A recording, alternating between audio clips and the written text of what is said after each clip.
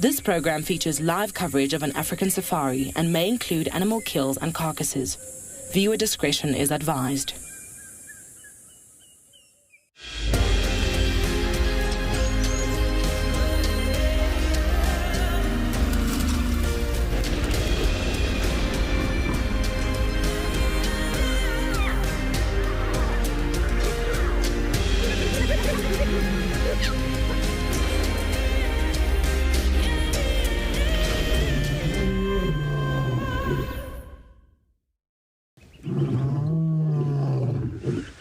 Good morning, everybody. Welcome to Djuma Private Game Reserve. It is a chilly, overcast morning. We're sitting here at Djuma Dam or Gowrie Dam, just listening out.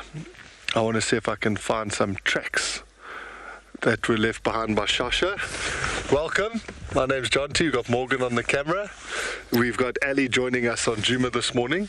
I'm not sure which area she is going to be working in, but that is not a problem. We are going to see if we can find Shasha. I'm quite excited to find him because I saw his mom as a cub. Let's say Djuma at Ali. We got JP at Pridelands. Marcus is joining us from Ngala, and Kim is joining us from Phinda. Please remember to send in any questions or comments that you have. We are live. Use the hashtag WildEarth on Twitter, at FC on YouTube. And if you're under the age of 18, pop us a mail on kidsquestions@wildearth.tv. You can register on the WildEarth website. Head over to the live safari page and you can submit your questions there.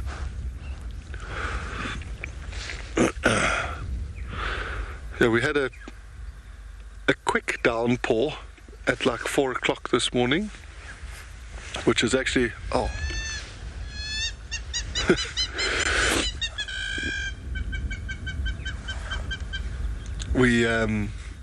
I like that because it's kind of washed the roads clean of all the tracks, so we're kind of starting fresh now.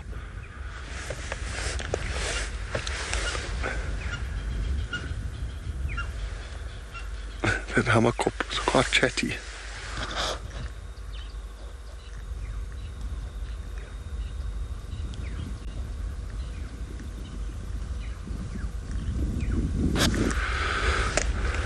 We had a long debate this morning about whether we must put the roof on, but we all checked multiple weather apps and they all said the chance was for hardly any precipitation. So possibly not the prudent thing to do. We decided not to put a roof on. I hope it doesn't come back to bite us.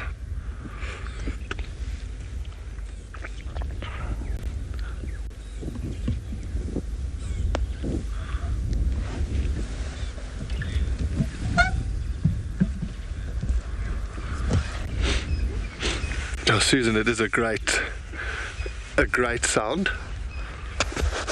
And as we go sort of more towards summer, we're going to start getting our summer visitors back, and there's a whole different dawn chorus, which is lovely. It is a great sound.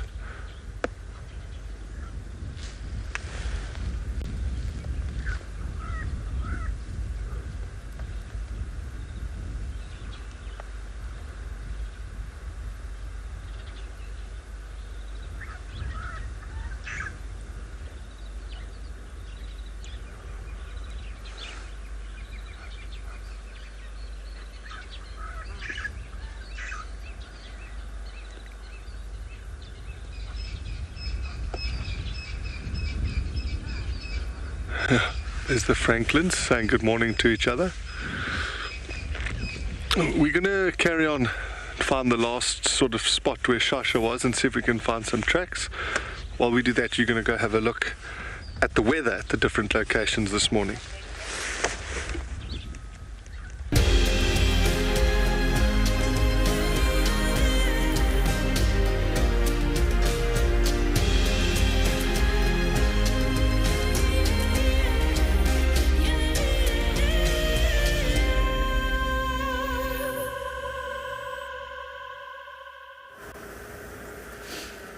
Alrighty, welcome everyone to a very cold morning. My name is Ali, and on camera with me today is Darren. And well, we're facing into the clouds right now. I'm just gonna try to shoot this for a little bit. Seems like the radio's just started going off. It's been an interesting start of the day. It is September, so although we do have the odd shower here and there, last night we got poured on. Around about 4 o'clock there was a massive amount of water that fell very quickly. Thunderstorm, lightning, all the things together. So it was quite nice because we were not out driving. We were just still in our beds, most of us, because we only started moving around a little bit after 4.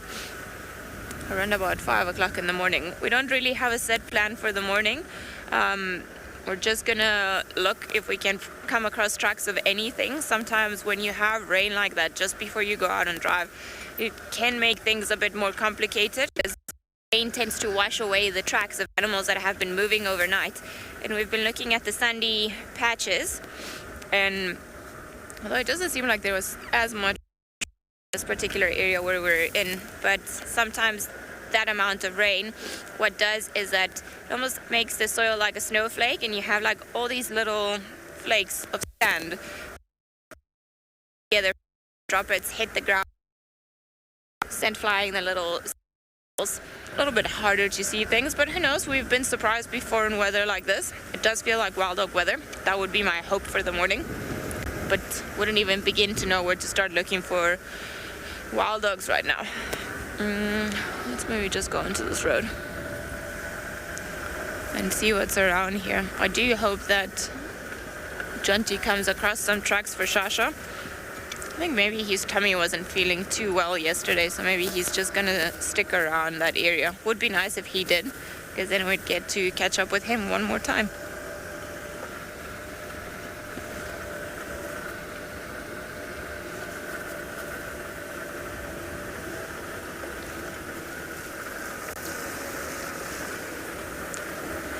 Starting to worry about my radio not working again.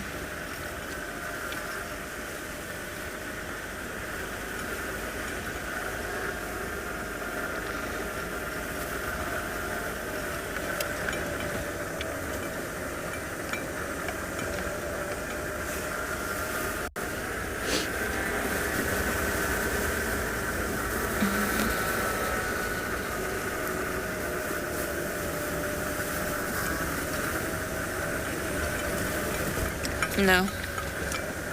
Sammy asked if there'd be a lot of bird activity. Sorry, I can't. My radio seems to not be working. Tammy, there will be a lot more bird activity later on as it starts getting warmer and the sun almost starts to shine. Then we'll see a lot of them probably trying to dry up their feathers and calling. Although I know Janti had the dawn chorus already. But they won't be particularly active right now. I think all the creatures are probably just hiding from the rain, safely tucked away in the bushes somewhere. But maybe the cats, if they didn't get lucky hunting last night, they'll take advantage of this weather and start moving. And big birds, like for example the vultures, they will be looking quite upset because they will have their feathers wet, and there will be no thermals, which are the currents of air that lift from the ground, for them to catch and then start circling around and looking for food. So I think it might be a bit of a slower start of the day for most creatures, but we shall see. You never know.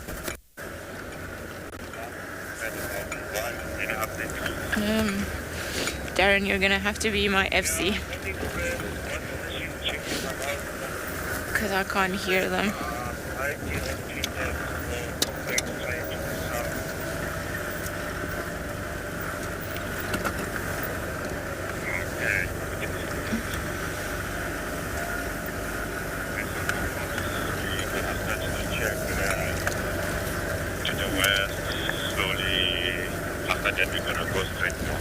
Are we still live?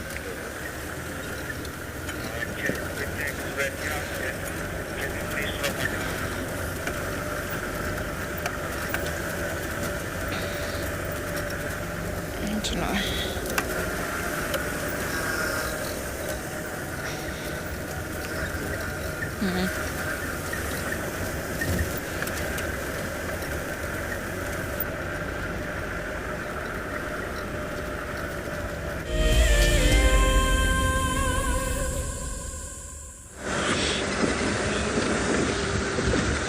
And I'm just driving slowly along this road, checking for any tracks. What's great about the time that it's rained, it was early this morning, excuse me, at about 4 o'clock. Oh, I might have to sneeze. Yeah, about 4 o'clock, so we know that if we see tracks that are on top of the rain, we know they are good to follow. There's a tiny little steenbok.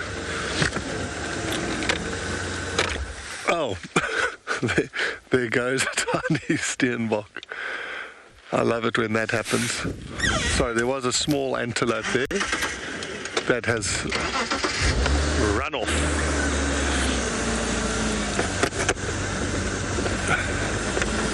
Please. So like I was saying there, if we see tracks on top of the rain now, we know that they are definitely worth following.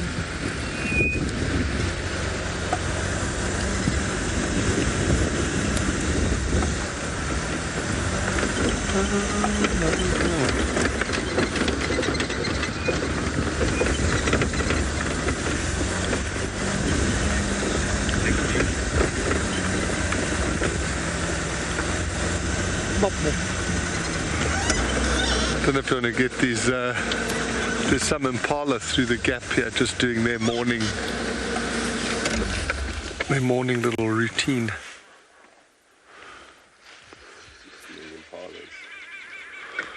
Yeah.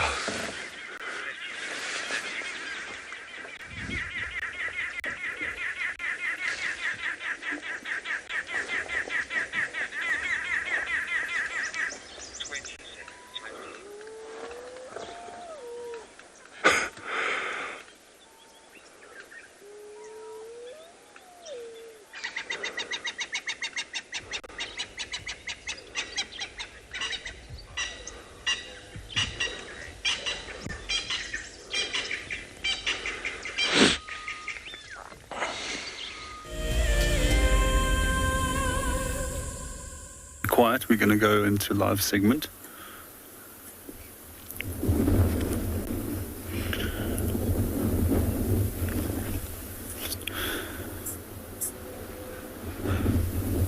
Good morning and welcome to WildEarth. We live at Eco. Good morning and welcome to WildEarth. We live at Eco Training Pridelands, and we've just started our walk. At the moment we're at Ndlovu Dam and just looking at what the wind is doing before we're heading out. So my name is JP Leroux, and behind the camera we have got Craig for the morning. From the distance we're just busy observing this big cold front that has arrived yesterday. It's brought some rain over the Lowveld throughout the night as well as in the early parts of the morning. I really hope that there's going to be a little bit more that it can start triggering the growth of plants as well as the breeding season of birds. It will really just liven up everything if we have a sufficient amount of rain now. So our plan is we most likely with the wind going to sit quite close by to the dam and just see what animals are going to come in. And we're also going to provide you with opportunity to ask questions as well. We'll be providing answers on those to the best of our abilities.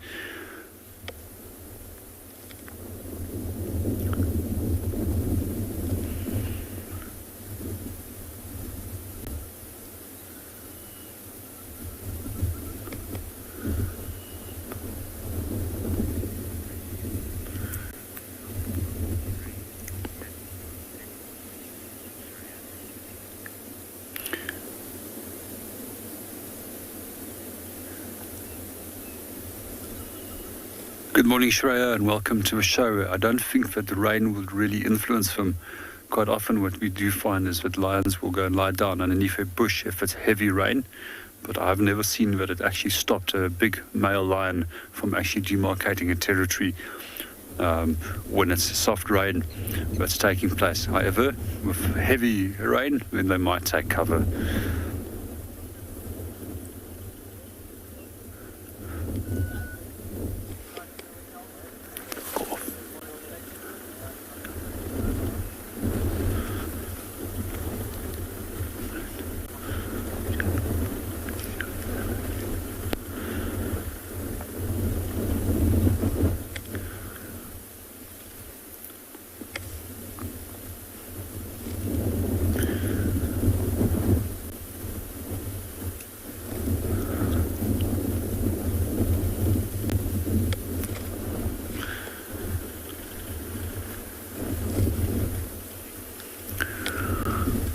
While we hang around for the dam for the morning and wait for the wind to drop, we're going to go over to John T and see what he has on offer.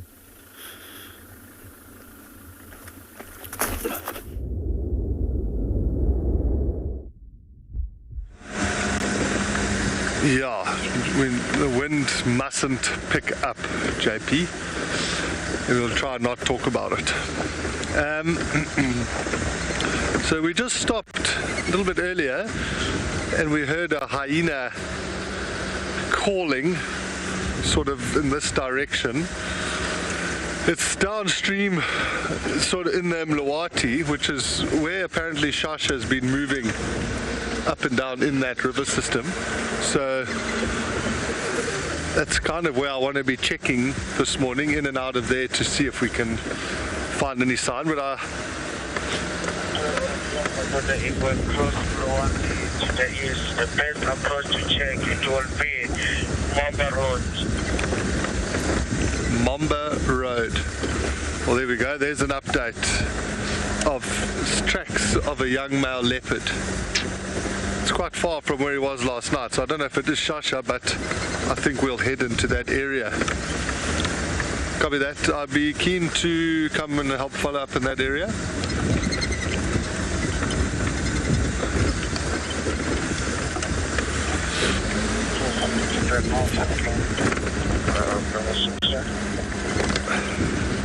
It is amazing how, using the radios to communicate with other guides that are out. It's life-changing in terms of finding animals, and really good when a team is working well together. It really is something.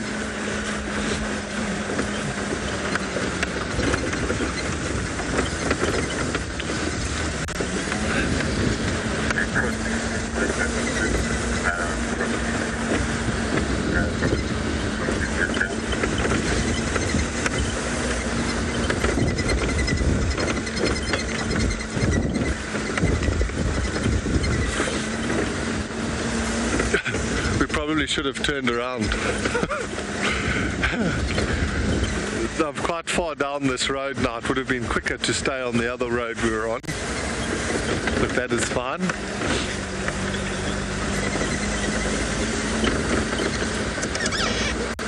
Christy, I saw Shasha's mom as a cub at Mala Mala, so I'm just checking. It's a Djuma gene. Oh, it's hard with the scar.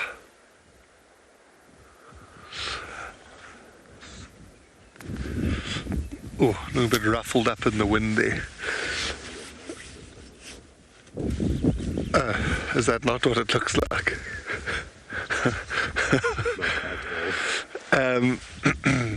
Yeah, I saw her as a cub at Mala Mala. So it would be awesome to see her cub as already getting independent. It's amazing. Time flies. It's just weird when you leave a place, you almost think the animals almost stay the age they were when you last saw them. But that's obviously not what happens. Okay. Actually, this road will be perfect. I think we'll leave that African Harrier hawk rather, just getting its morning started up there.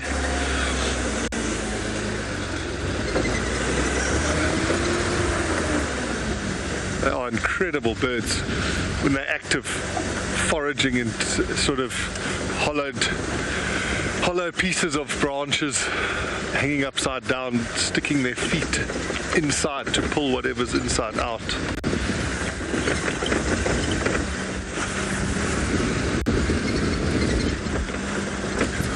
We're going to head over towards Mamba Road, and you're going to go say good morning to Kim at Phinda.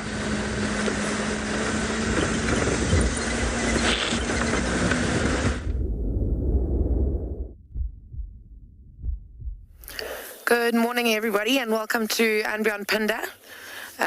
We've just stopped to look at this quite lovely view. Sun's kind of trying to peek through some of the clouds, and it's actually looking nice and clear after yesterday's drizzle, which is quite nice. But yeah, we are grateful that it isn't actually raining. But it is quite a pretty morning, a little bit cold. I'm Kim, and behind camera we've got Odie. We've been trying to track lions this morning and just taking a little break to look at the view. But yeah, we are hoping to find some lions. We found some tracks, and that's about it for now. So we're going to be following those for the morning and seeing what we come up with. But hopefully with the weather, it's going to hold out. It's not too windy or anything like that, so hopefully everything's going to be out and about. And if you were all watching yesterday morning, you might have seen that there was quite a big meal had by the male lion and some of the other members of Mountain Pride. So we are kind of hoping that they haven't gone too far with their very fat bellies that they will probably have. And yeah, hopefully we will find them quite soon, but obviously you never know in the bush.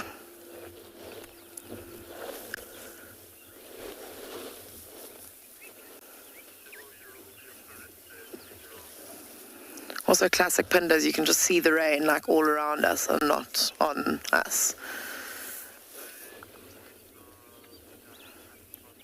Out over the dunes in the distance, it looks like it's possibly raining over there.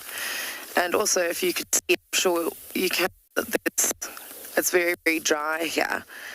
We had such a good summer rainfall.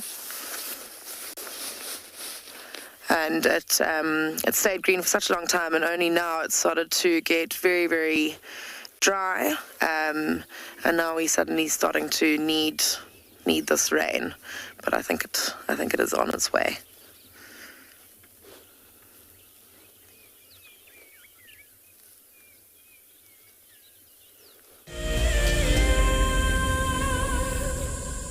I have a degree in environmental planning and development. My passion is outdoor classrooms. We are not only grooming the environmentalists of tomorrow, but tomorrow's leaders as well. My long-term goal is for the people of South Africa to learn how to live sustainably, to be able to look after themselves and the environment. So I hope that through environmental education, we are able to get that message to the future generation of South Africa so that they start now and can continue that good practice in the future. Environmental education is critical so that people can live sustainably in the future. That is my long-term goal.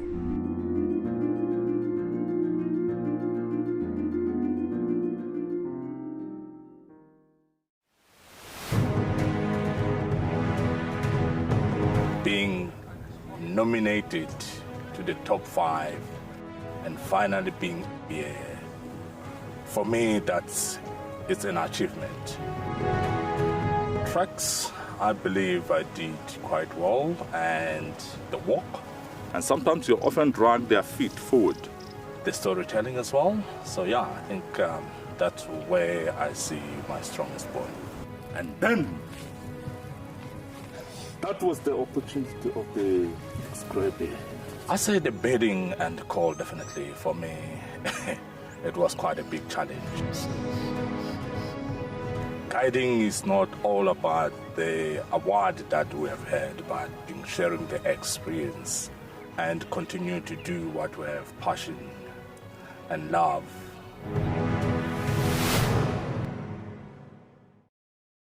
Something very, very interesting. I didn't plan this, but this is a scene rarely seen. This is what we call a journey of giraffe. So beautiful.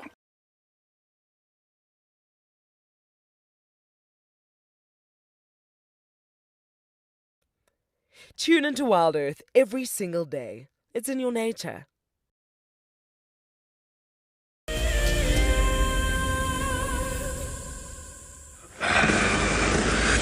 Okay, welcome back everybody. So we're now on Mamba Road, which is where we were told these tracks, so I think we're potentially heading towards. So I'm just driving super slow motion so that I can check very carefully on the road here. And while I'm looking at the road, Morgan is being hawk eyes and scanning everywhere around.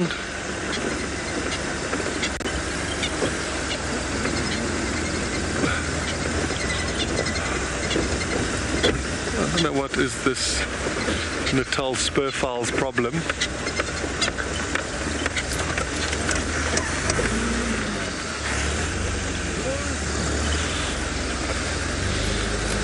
Obviously listening out for birds, they do give us an indication that there could be a predator, but I've watched them where a leopard, for example, will walk past and the bird will stay quiet for like 5 minutes, and then once the leopard's gone, then it starts alarming, and that is not so helpful to us.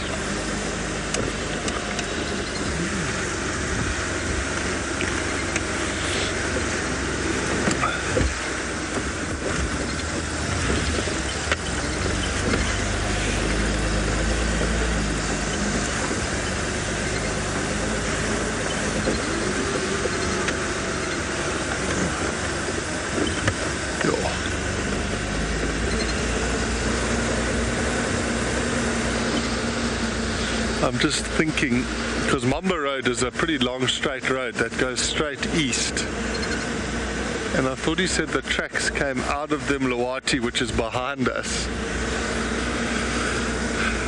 So I wonder if he didn't mean Mamba Link, which is a road that comes off behind us. Let me just check. Which is the station they're called in the leopard tracks heading towards Mamba Road?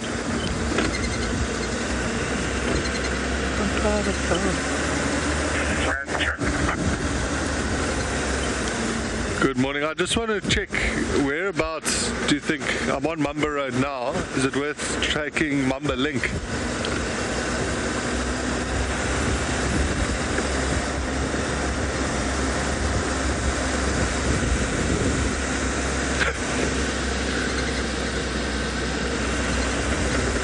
Okay.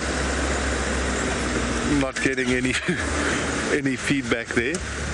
Yeah, the last track was crossing inside Mlawati straight to southeast. Okay, copied. Thank you.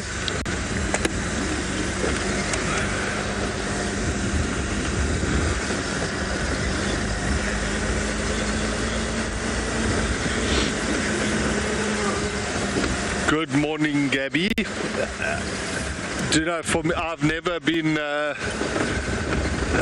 sometimes there's been leopards or lions that have like a very prominent scar on the pad of their foot. Then that's the only time when I've been really confident to say that's exactly who I'm following. But if you're in an area all the time, you know, let's talk about leopards, that's what we're trying to find now. You get to know their territory, so you kind of know in this area if there's female tracks here, that's who it should be, or that's who it's more than likely going to be. But yeah, I have seen guides get caught out by saying this is so-and-so who we're following, and it is tough to do that. But yeah, if you've been in an area and you kind of know who's in exactly what territory, you could make an educated guess.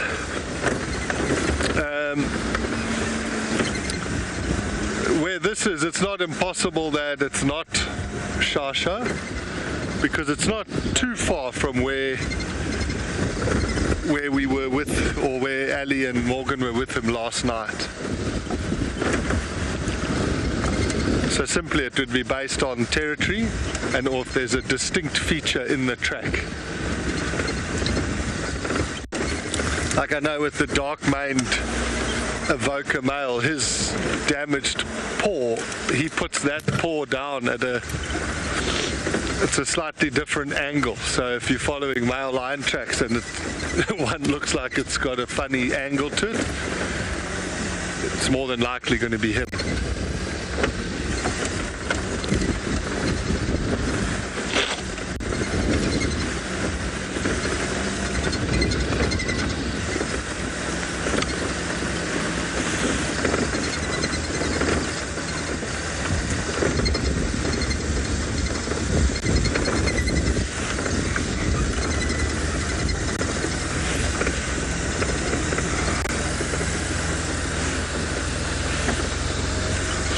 So this road we are now, this is called Mamba Link.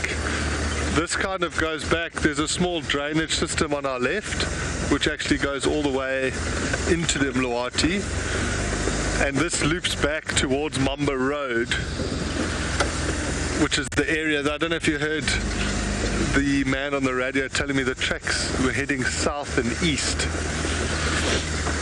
So we're kind of just trying to loop around. Unfortunately, this road has a lot of sort of grass cover, which will make spotting the tracks difficult. But with these conditions, we might get lucky, and this leopard could actually still be walking. So that's where, again, the Franklins that are 5 minutes behind the schedule will let us know if he's walked past.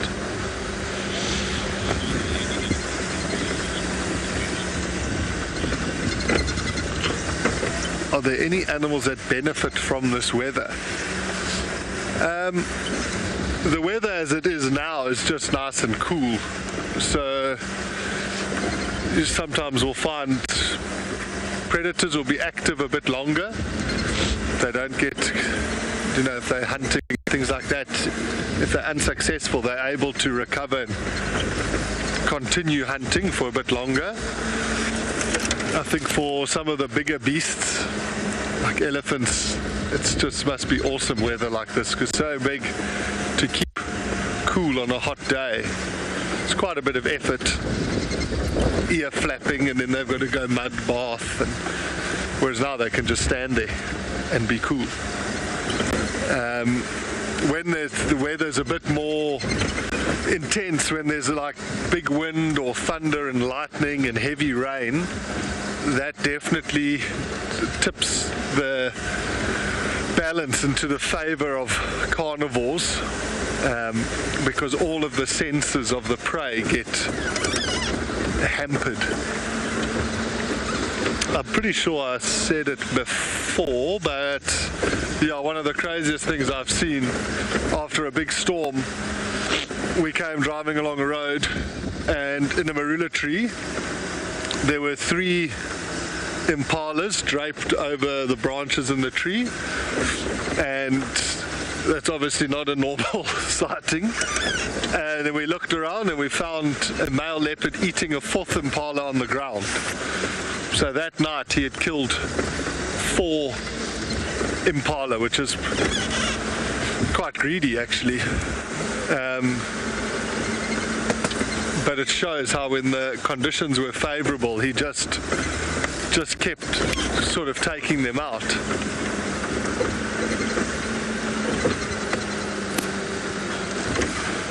Yo, I haven't seen any tracks along here. If he said the tracks heading south and east, the next road to check should be Leadwood Road. And Leadwood Road is where I've seen Marips before, so I suppose we've got to find the leopard to find out who it was who was walking around.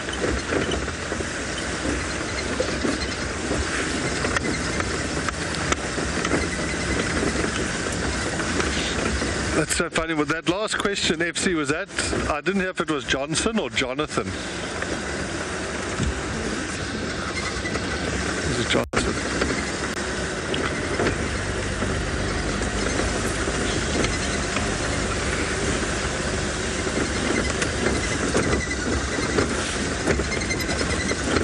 thank you for that. That's a good question. If it was Jonathan, I just heard in my ear, Jonathan, and I panicked because that's my full name. And only my mother calls me Jonathan when I'm in trouble. I don't know if you know, I kind of sat up like, whoa, I've done something bad.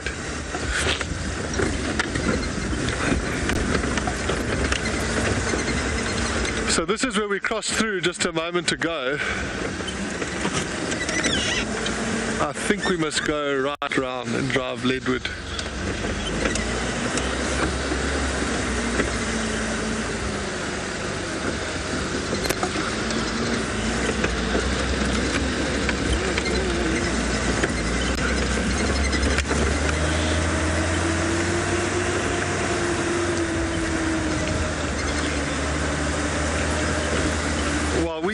Loop around, you're going to head over to JP.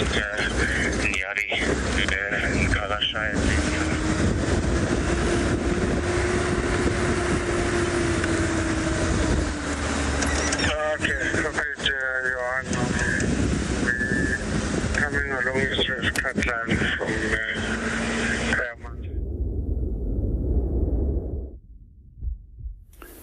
Good morning and welcome back to Bushwalk. We're still at Ndlovu Dam and we just had a grey heron that flew in. It was amazing to watch how he was battling against wind and eventually he did come in for a landing. It's one of the largest species of herons that we have in the area and they're quite often confused with black-headed heron. But if you look closer and you look at the top of the crown of the area on top of the head, you'll notice that there's a little white middle path and that it doesn't have all black head. Also, when it comes to the eye color is very different to that of all dark eye, of a pale eye with a black-headed heron. We also see that these two birds generally different in behavior as well in terms of the areas where they feed. So more often you'll find grey herons associating to feed at water, while the black-headed heron will be feeding in the open grassy areas. Also, if we do look at the underwing pattern, we can also use this as another feature to separate them in flight. As the grey heron has got all grey underwings and white landing lights, those little white spots on the front of the leading edge of a wing, compared to the black and white underwing pattern of a black-headed heron. Many of these larger heron species quite often will actually stand and wait for prey to come into their reach, while many of the smaller species are actually more active in terms of foraging. So one of the smaller herons that we do often get at this dam is a little egret, and they tend to be very active in pursuit after prey. We also quite often find the little greenback heron, also known as a striated heron, visiting this dam. And he's got a few tricks up his sleeve, and one of those is to actually throw little items into the water. These might be food particles, insect remains, or feathers to attract fish within striking distance. Let's see if this guy gets lucky in catching something.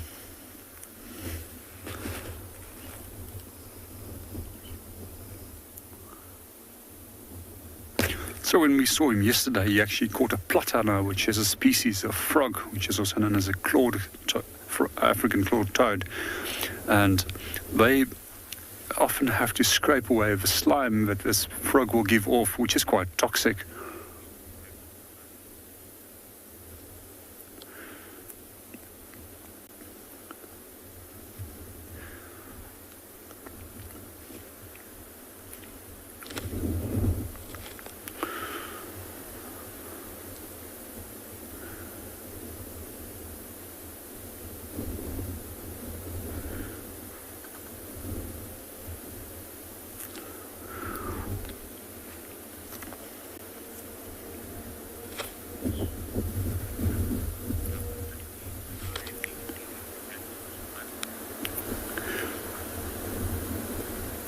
Good morning, Luke, and welcome to the show. When it's overcast like this and the temperatures are incredibly cold, we don't often see a lot of raptor activity.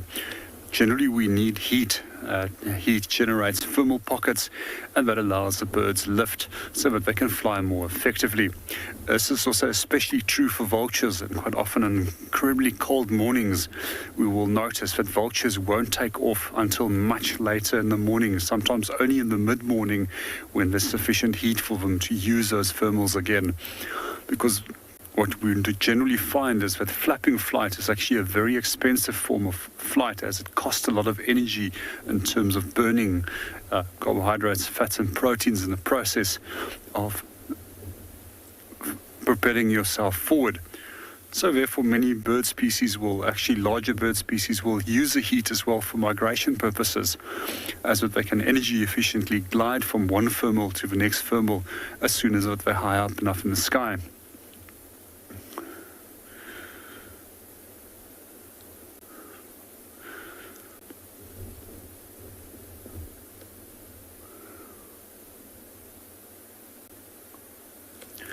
We're still with our Grey Heron on the opposite side of a dam. So one of the things I quite often find very interesting about them is that they will actually try and swim through shallow water, and sometimes they position themselves right on top of hippos.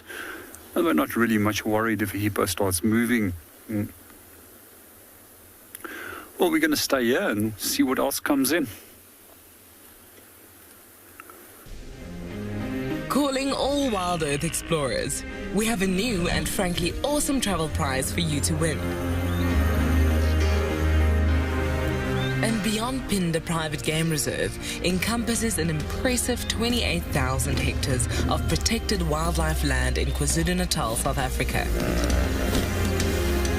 As you have seen on WildEarth, andBeyond Phinda showcases one of the continent's finest game viewing experiences and is well known for close-up sightings of the elegant yet elusive cheetah, as well as the rare black rhino. Sign up to be a WildEarth explorer before the 16th of September, and you and a friend could be heading to the magnificent Phinda Mountain Lodge, where you will spend 3 nights escaping the real world at this ultimate safari location. WildEarth explorers, it's in your nature. So we've just come around the corner and found this beautiful group of kudu who are very slowly melting into the bushes, as you can see, which is what they do best. It was nice to see them out in the open for a moment, but kudu do prefer denser areas, and you can see that they're starting to head back into those thickets that you can see them next to.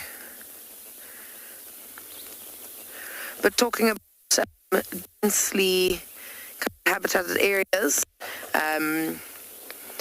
Phinda is quite well known for their black rhino. I know that you've just seen a promo video coming to Phinda.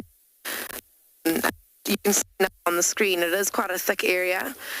We do have rhinos, and now with it being quite dry, we've been doing some control. Have been seeing quite a lot of black rhino as it's starting to warm up as well, which is very, very exciting. They're tough to see, but you do get lucky on occasion.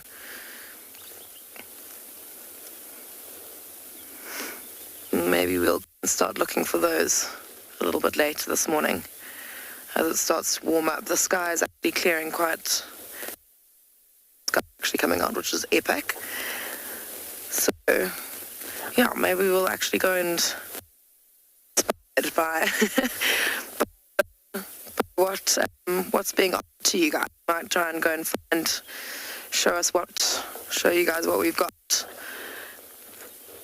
But that is also something that's so special about Phinda is, if I were to turn us around, I won't be able to just yet, but we do have, it's super, super diverse. So even though you're looking at that mountain that is quite thick, you can see right above us there is a little bit of open area. So we do actually see a lot of cheetah in the more open areas. So it's pretty cool that you can see 2 extremely rare with very, very habitat types on. Anyways, I think we are going to go in pursuit of maybe some black rhinos. We'll do thicker areas, looking for those. But for now, we are going to send you off to another location.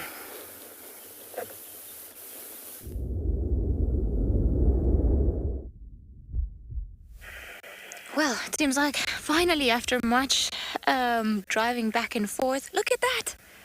We've been successful.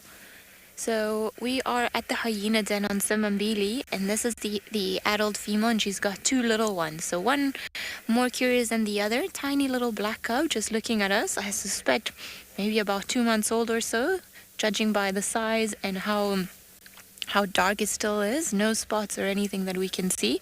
And there's another one inside with her where she is. I suspect she's grooming it. Look at that tiny little body.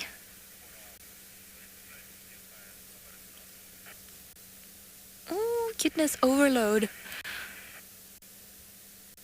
Just starting to be brave and starting to come out and explore. So, okay. Also starting to use its little hyena teeth to dominate the grass.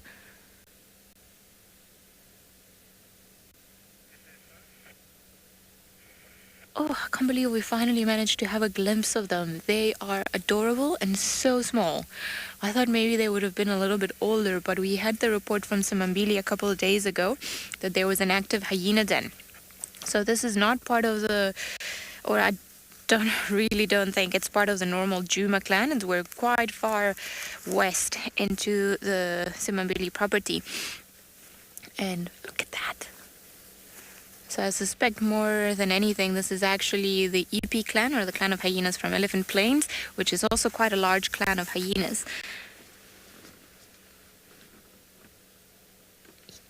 It's so tiny. It's just, you see, you're still very nervous to explore the area around, but now that the mother is here, this is when they'll come out and and start exploring and looking and around the den. If the mom is not around though, the second one is coming out of the den now. If the mother is not around though, they will stay in that hyena den, they'll stay put and not move out.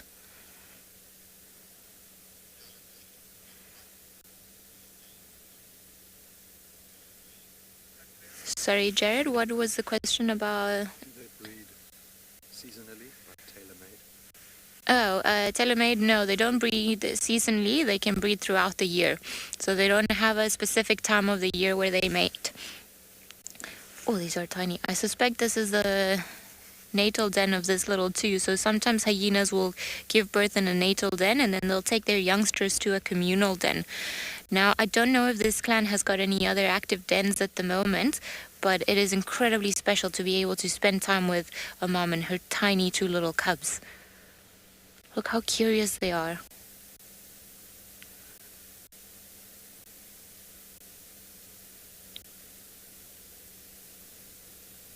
That is just too adorable.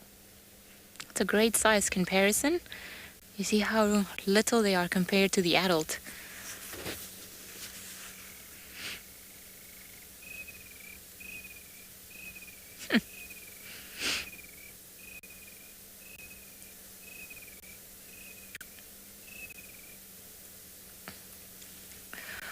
I thought perhaps because of the weather today they wouldn't have been as active, but maybe they've just been cooped inside for too long and they wanted to come out and start exploring their surroundings.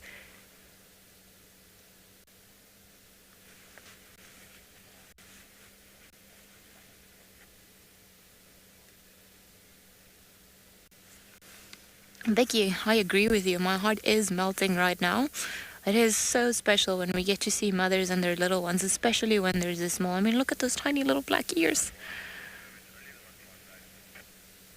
And they're so gentle. Or, well, at least right now, she's being so gentle with them. And as we all know, hyenas have a bad reputation. But when you look at this, how can your mind not be changed?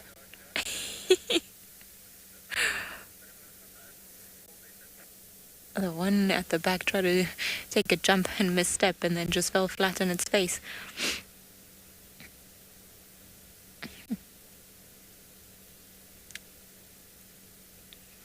And if you're wondering in the coloration difference between the two, so when they're little, they're always dark, and it's because they live in this den, so it's a good way for them to camouflage, especially if the mom is not around, and they'll stay put in there.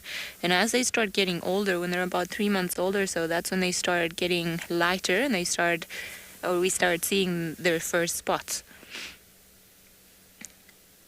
Oh, this is too adorable. Look at that little one.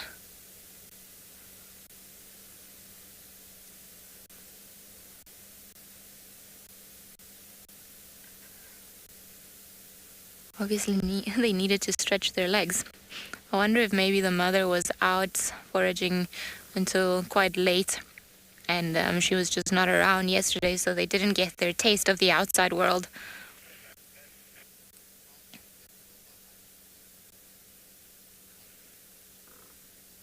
Toad, in this area, hyenas have been really successful raising cubs. I would suspect they've has about an 80% survival chance around this area, if not higher. They tend to have, between the cubs, they tend to have one that is normally more dominant over the other, generally the female. Are you going to grab it?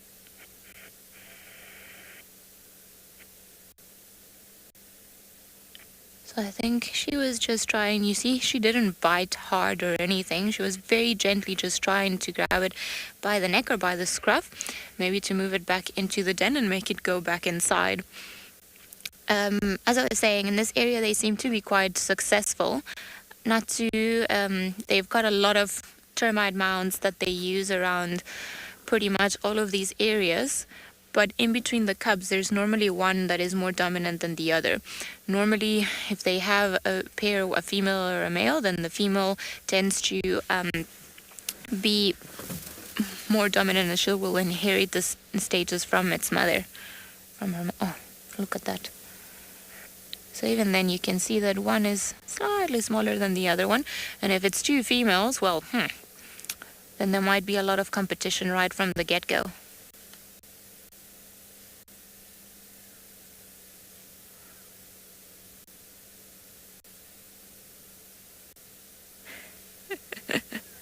Brave little one.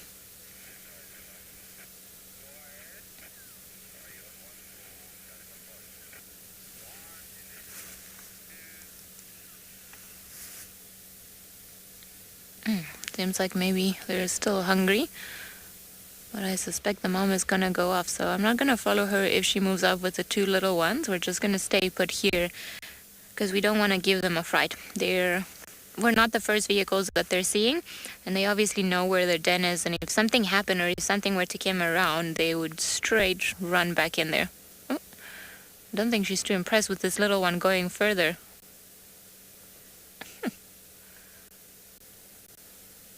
Look how gentle she's being.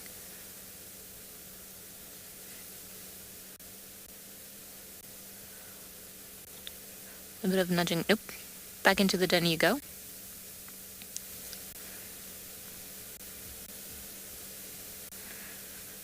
So she's not biting it to hurt it or anything. I think it's just, you see, she's softly closing her jaw, softly moving the cub away. I think it's more as in like, come on.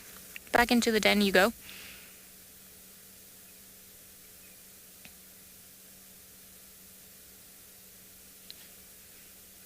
What a motherly moment. Perhaps she wants to go somewhere else, look for food, or maybe she's decided that it's too cold and that they've got to be back in there in the den. So termite mounds are great for hyenas, as there are a lot of chambers and tunnels in there. Seems like they're being a bit unruly this morning. Where the little ones can hide.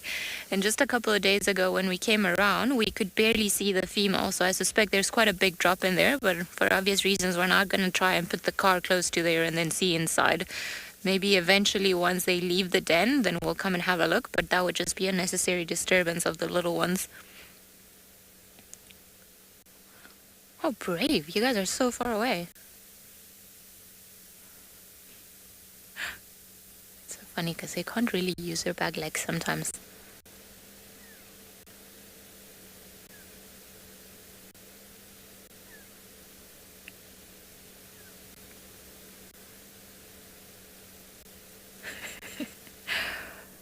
They know what's coming when the mother grabs them by the scruff and they're like, no, don't want to go back in.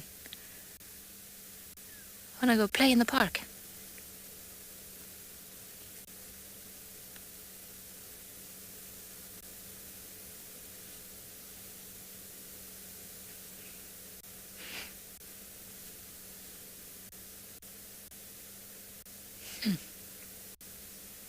To be honest, I'm quite surprised they're out and about as much as they are. It's fairly chilly today, so I would have thought maybe they would have been relaxing inside and just kept warm. But what a great surprise.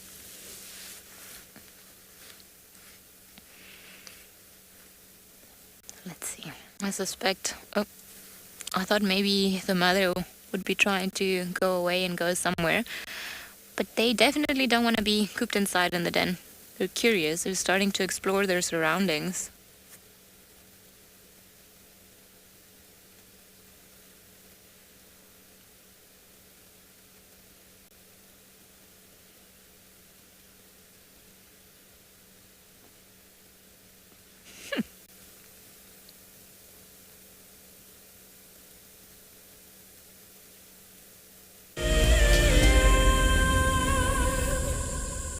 Hi, we are Yaku and Milani. We are from Gauteng in South Africa. We started watching WildEarth last year during the level 5 lockdown, and we've been watching ever since. Being in nature is one of the greatest feelings. We absolutely love it. Our favorite thing about WildEarth is that the concept is so amazing. We have the benefit of having a wildlife safari in the comfort of your home, especially when you're not allowed to go out. Being part of the Wildlife Explorer program gives us a sense of giving back and contributing to nature. It just makes us feel good because we love it so much. We are so excited to be visiting Angoma. It is obviously, I think for most people, an absolute dream to visit the Masai Mara. We can't wait to go. Thank you very much for this amazing prize, WildEarth.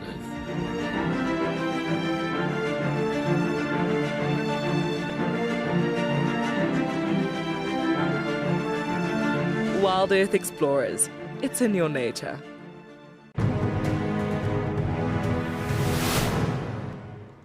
We got there. He had probably moved a couple of 100 meters down the river and it was about 10 meters from this causeway. So I radioed the lodge quickly and just asked them to bring a land cruiser around and some tow straps. So we thought we were going to try be heroes and save this giraffe. And now a big bull, probably over a ton. He's a big unit. Got the tow strap one side of the giraffe and managed to get it around him with the boat, and the other edge of the tow strap obviously back onto the bank. So we made this U around him because he was lying quite close to the bank. And we put that land cruise in low range and we just gave it hell and pulled that giraffe, and the tow strap slipped up and we thought, oh no, it's going to slip off the top of the head, and it caught on his Aussie cones at the top. And that last 10 meters pulled him out onto the bank, and he battled. He was obviously quite weak and all that.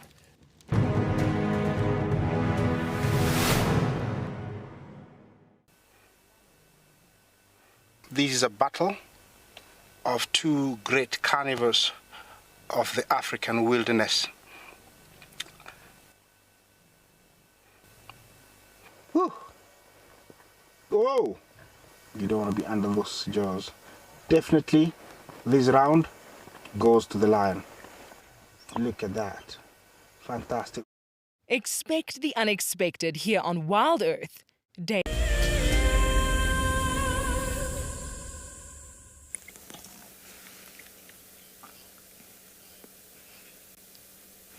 Well, they've been quite unruly, these little ones, to the point where she grabbed another one of the two and then she pretty much put it back into the den. I suspect she is nursing them at the moment, and that's why she's decided to put them both back in there and why we don't see their little faces coming out. It's hard to tell from here, but I suspect this is the case. And sometimes when hyena cubs suckle from their mothers, it can be quite a long affair, sometimes up to an hour and a half, because they're long for long periods of time, or they're gone, sorry. But their milk is very nutritious, so it sustains them, and they also nurse for much longer than some of the other creatures around. So while most animals will be weaned around 6-7 months old, and hyena cubs tend to only be weaned when they're about maybe 18 months old or so. Very nutritious milk, and it's given scientists and researchers a lot of questions about their structure of their jaws and why they eat so much bone, especially the females. Is it because they produce such a nutritious milk with a lot of calcium that they've got to do this, or that they nurse for so long, or is it because they nurse for so long that then they develop these habits of eating more bones and developing strong jaws to crunch through them? I haven't yet read one paper that has a decisive answer about this, but it's certainly quite something to think about. And it's quite special. It's something that is very unique to hyenas. And as I was saying earlier, sometimes they're described as this horrible beasts. But I mean, I think if anything, we just saw how gentle the mother was being with her little ones and how cute they are. Okay, she's gone back to sleep now. So we know she fits in there just by the way she's lying and the fact that we can just see one ear. But even though the den is quite out in the open, if you didn't know she was here, you could very easily drive past.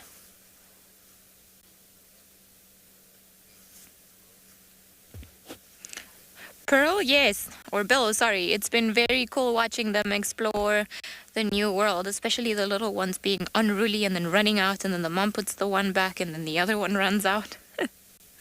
It's been quite lovely. I haven't seen little hyenas like this in a long time.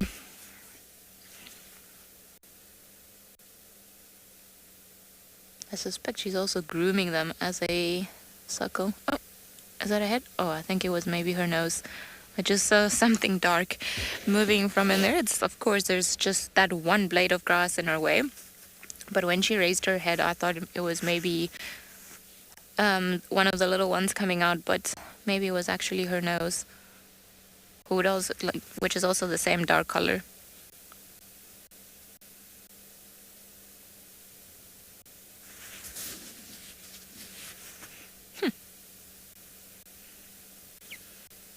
But the mother is quite alert. As we've seen, she's quite wary of the surroundings. Perhaps she knows that weather like this can bring unexpected things around.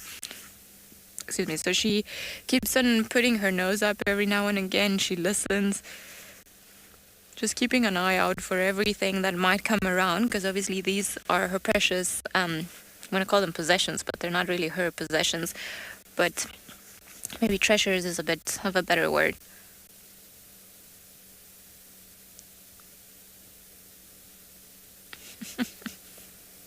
Down for a nap. Oh, seems like the stars finally aligned and we actually managed to come here and then have a view of them and seeing them move around up and about. So this is why we haven't had, or as you can see, where we haven't had much success in the afternoons with the den. When it's quite hot, then sometimes the little ones will stay inside because it's better temperature, and perhaps the parents wouldn't be around here, so they wouldn't call the little ones out. And at this stage, they will only come out of the den if the parent is around. They're still too small. When they're older, 4 or 5 months old or so, then they can be found outside of the den by themselves, always close to the den, but they might be lying outside. And they know it's safer for them. If anything comes, they can just go inside the den and then just hide. At this stage, they're still very vulnerable. And they could easily be of an interest, of a negative interest for things like leopards and lions. So she's just got to keep them around here, and then they know that we're the safe places, so they wouldn't take too many chances. There's not really any shade around here, although on a day like today, I suspect they would want some shade.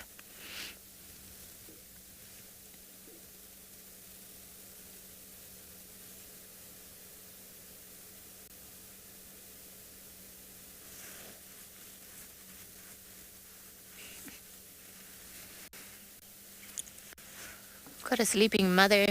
Wonder how far she walked from last night. Because I think, Darren, you guys came in the afternoon and she wasn't here. Yeah, so Darren and Junty swung past the den yesterday. And she wasn't here. So if she's not here, then we don't spend time in the den. Because we don't want to put unnecessary pressure on the little ones. They might get curious. They might hear things. So only when the parent is around do we come to the den and just spend some time here.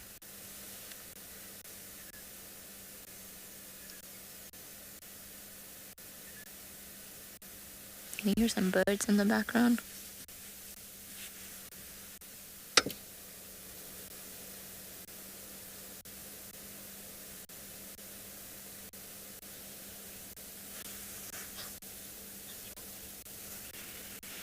We're gonna stick around with the hyenas for a little while longer, see if maybe the little ones come back again. But in the meantime, we'll send you guys across to Junty and his leopard search.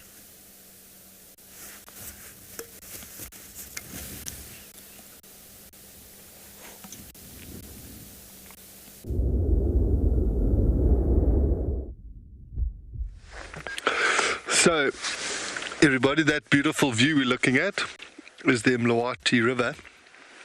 We we checked Mamba Road, we checked Mamba Link looking for these tracks of the leopard that were called in, and we just found out now that the tracks were actually before the rain. That is not the information that we were hoping for. So it's a bit tough. When he called them in, I thought he meant they were on, sort of fresh tracks on top of the rain. So we've been scratching around for a bit, but have been unable to find any sort of fresh sign. So we're going to carry on and get out of the riverbed here and go see if we can find some tracks somewhere. But it has been really beautiful just driving along here. It's actually really cool to just sit here and take in this beautiful scene.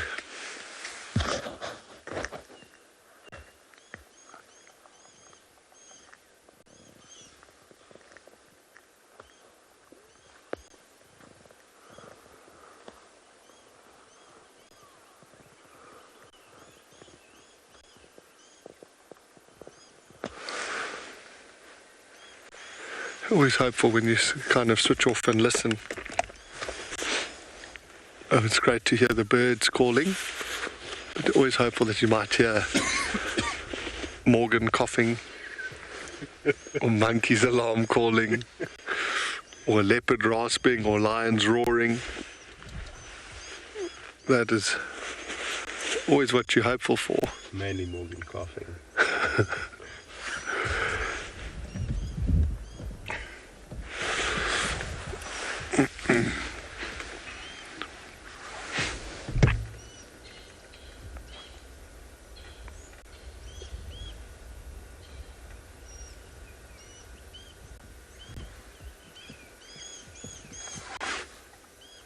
It would be amazing if something just walked out. Boom.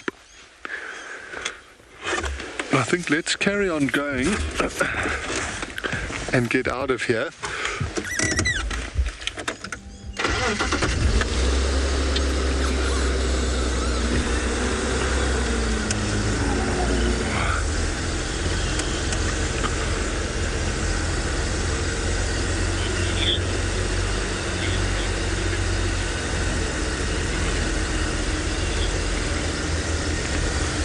T-shirt. It's so when it's dry, you see tracks very easily, but they hold. So like in winter, the tracks hold very long, their shape. So you might see a track that's a day or two old even, and might think, these look pretty good. What's nice about the rain is it washes all the old tracks away. And then like there's that period where it's still kind of wettish, where you'll see the tracks quite easily, but then there's a weird time where it dries and it actually firms up the ground, and then it becomes more difficult before it becomes easy again. And obviously if there's lots of rain and it's like mud, then it's very easy to see the tracks. Like a light dusting of rain can make it more difficult.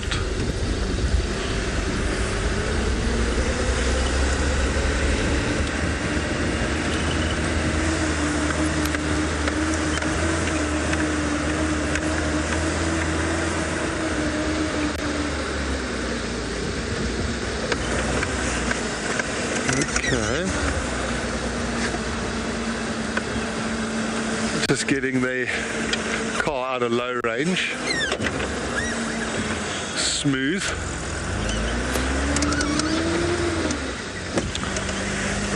Okay, so let's go check some different areas. Maybe check some of the watering holes.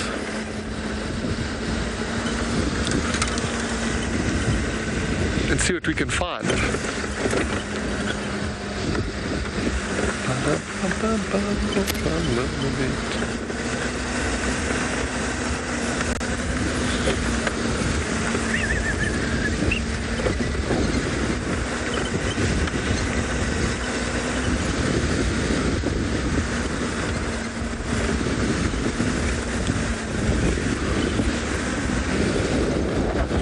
I think maybe this morning would also be a good morning when we maybe stop. We'll have a cup of tea or coffee. Good time to tell a story. So, you know my style. I need you to give me some comments or suggestions, and then I'll see if I've got a story in the locker.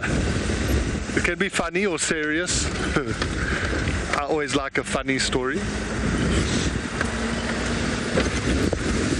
So send in some comments or requests.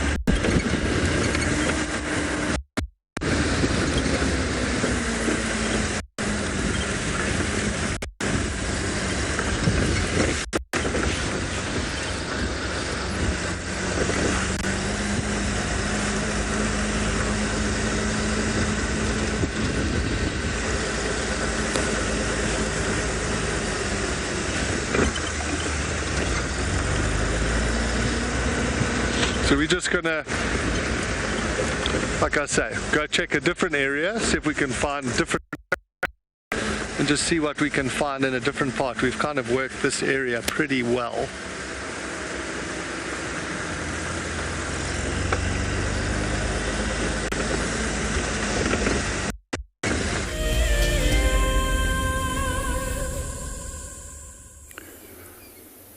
Good morning and welcome back to Bushwalk. We're still at Ndlovu Dam.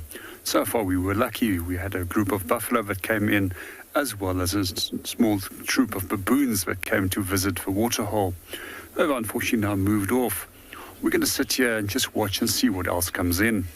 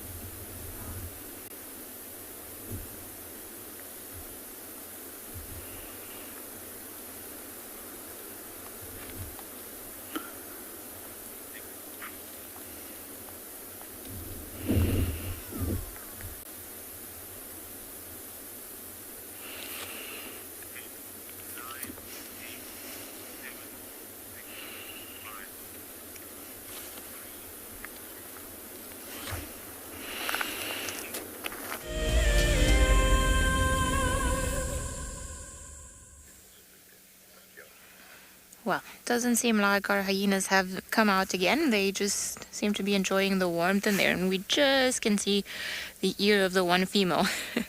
Or, well, the only female that is here that we know of, or at least in adult terms. Oh, okay. Now we see the entire ear. I wonder what it is that she raised her head for. If anything, it's gotten colder, so I suspect that she was trying to move the little ones back into the den to keep them warm, and then also to to nurse them. She hasn't come out and she hasn't been looking up too much, so I imagine that they're all in a semi-sleepy state. Hopefully it'll get warmer during the day and then might get lucky with them out here once more. We're gonna stick around with them for a little while, not that there's too much happening anywhere else. So at least after the effort that it has been to get to the den and then manage to fight all the gremlins in terms of signal and radios, I think we were quite rewarded with the beautiful sighting we just had. So who knows, maybe if we wait, we'll get an encore of the sighting. We'll get them coming out again. It's amazing, she's just popped her head down, and I wonder if we actually haven't been here before and she's just been in there, but so tucked into the den that we don't see them, and then we just leave the sighting assuming that nobody's home.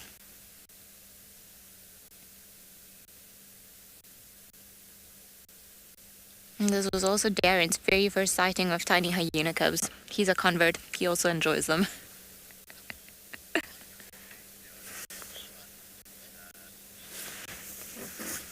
Michael, absolutely. I could show you on a map, if I had a map for Simambili. I don't have a map for Simambili, so I cannot show you on the map, which is unfortunate. We are on a road called Shumbane, which is not too far from the fence line. Sorry, I know it's not ideal, but it's just my map doesn't show Simambili, so if the gate is here, I mean, we are like down here. So I will try to perhaps find another map during the day for Simambili, see if we've got another one here, but fortunately it's outside of the scope of this map that we've got here.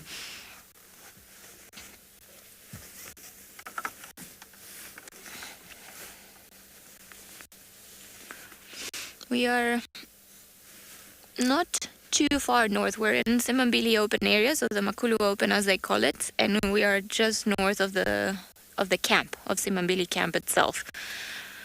Yeah, I think the best reference point, if you've got a map that you can look at, I will try to find one so that I can show everyone on the map, but we are just south and west of Simambili Dam, quite on the opposite extreme of the open area from where the dam is.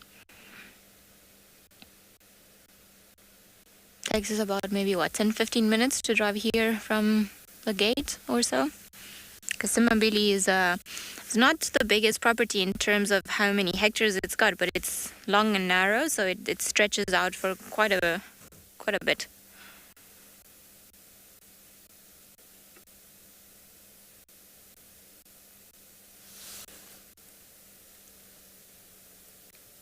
Seems like a zebra in the back. Seems like Darren has spotted a zebra. Oh yeah, we can just see the stripes from there.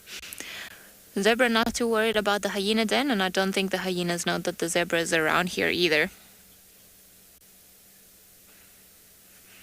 I'm gonna give it another 10 minutes or so at the den, see if the female pops her head up, and if not, then we'll just let them continue to their morning sleep. But we'll send you guys across to Junti, who is still looking for a leopard, I believe.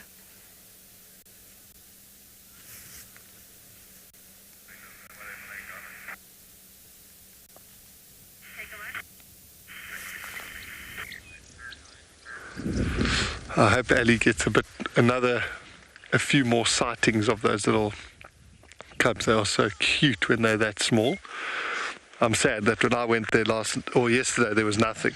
I just looked at a hole. So we're now at Treehouse Dam. Just thought we'd come and check here.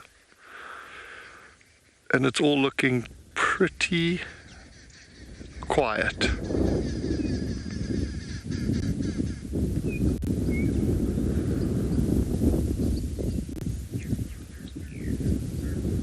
Did you see the hippo when we stopped? I was trying to do my best hippo impression, but it didn't work.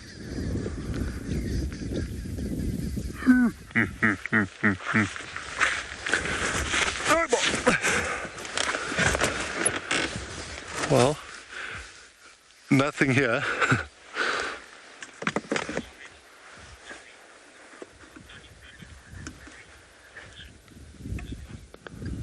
for your story. It broke up. I didn't hear the... For your story, a funny predator and prey interaction. A funny predator and prey interaction. Oh, the... I'll put you on the spot here. Yeah. Thanks, Morgan. Okay, that's you. Normally those don't end too funny, but at once at Phinda, there was a female cheetah with 2 cubs, and there's an area there where one of the owner's houses, his sort of perimeter of his property was fenced with an electric, like it had two strands low down. Often they'll have, a strand of electricity to stop elephants going in, but this now had like a lower strand that was for predators. And inside the garden there were some Ngala busy feeding on the nice mowed lawn.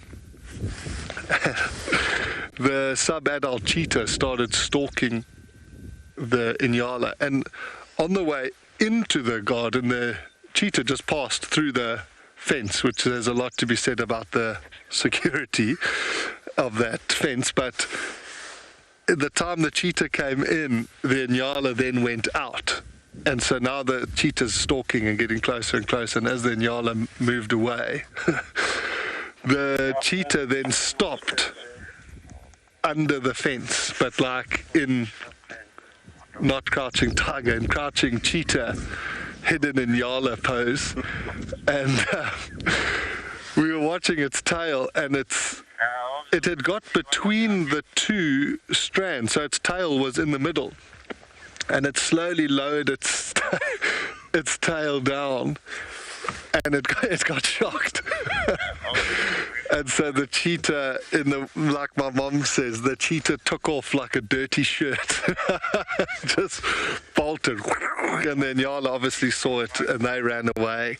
And the cheetah for a long didn't know what had happened, like what had bitten it on the tail.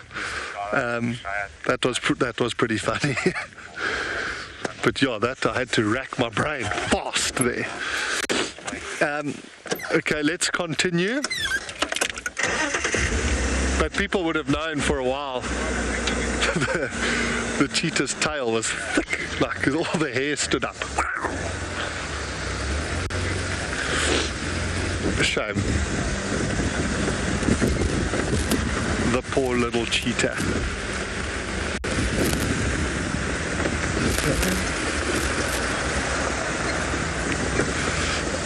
I think I need to ask FC to play applause or boos after telling a story, because I get feedback from Morgan, which is pretty cool.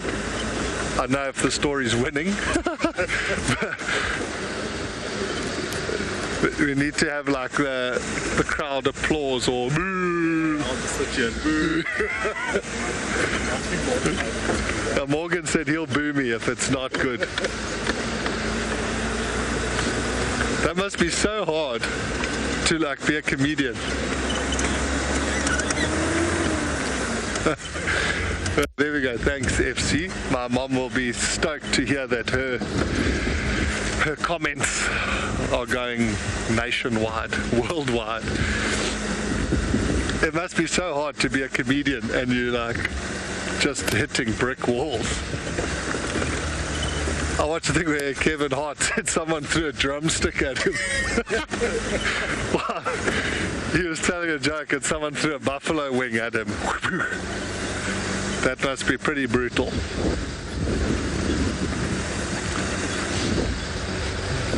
I've had a guest hit me on the head. I wasn't even telling a story, I was just driving.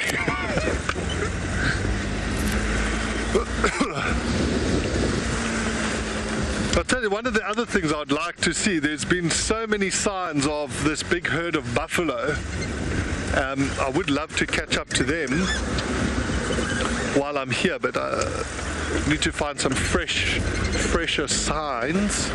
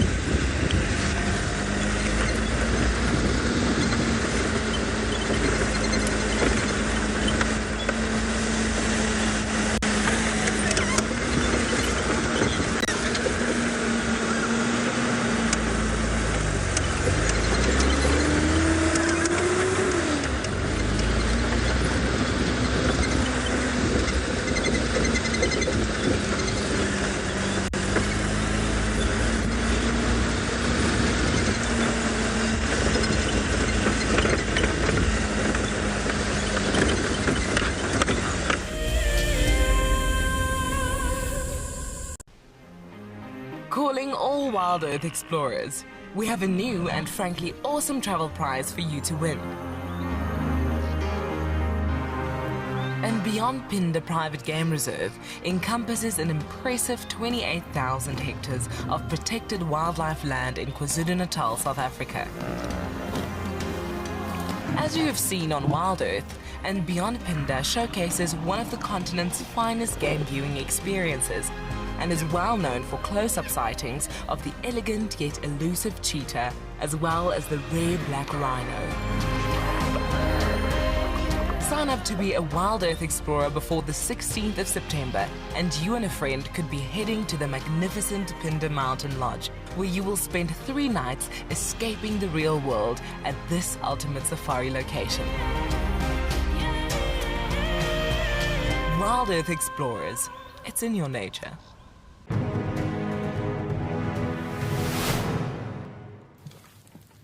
The scrap here collected a dry grass, put it next to the water hole as the hippo walks down during the warm of the day to drink the water.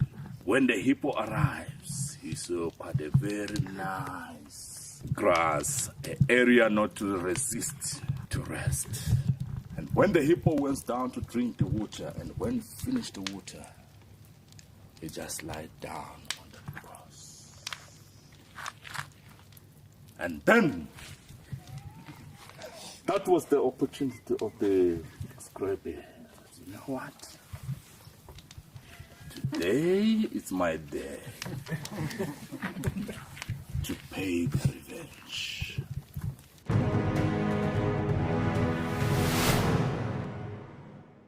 Looks like it's a very difficult climb because every time it tries to climb, the ground is breaking, so it slides down. But it's the only one. Look at that. That is the call of desperation with a cub. It's like, what are you doing, mommy? Oops. Oof. Expect the unexpected here on WildEarth daily.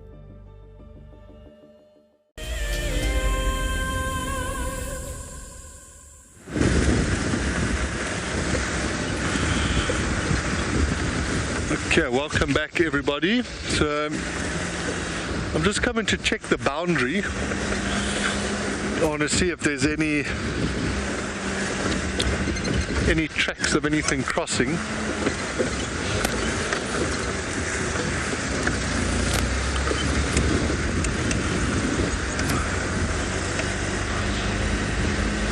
Maybe they're in kahumas. Oh.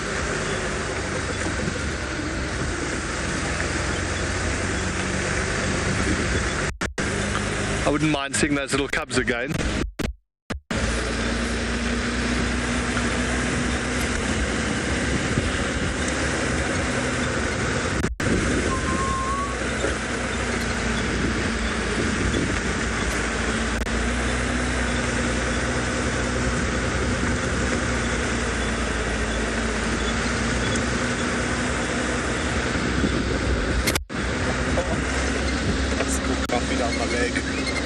Beautiful. So Morgan and I just had a stop. We just refilled our coffee cups and I just hit a bump and he's just spilt it all over himself. Beautiful. Let your leg be warm for a moment.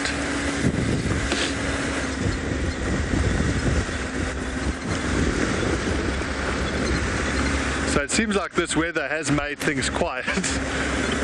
We just bumped into a guide from one of the other lodges and we asked where he was going and he just said somewhere else because there's no animals where he had just come from. It is amazing how sometimes it seems like these animals just absolutely disappear. But it's good. They can't be sort of hounded by us all the time. I think it's great that they get to have a sort of chance to themselves. Oh, and yesterday evening when we were with Shidulu, we were wondering if she had a kill. And then when we left that area, we found a hyena with what looked like a leg bone of a hyena. Sorry, the hyena had a leg bone of an impala that it was crunching in the bushes there. So I think she probably did have something, an impala, and it got robbed.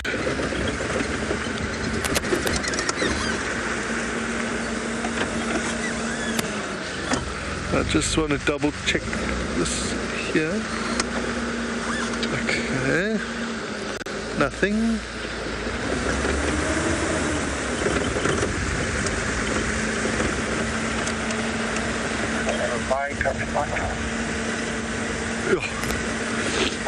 If that clears up, the Drakensberg is what's in front of us. It's going to look so beautiful. That's where my little babies are, at the base of that mountain.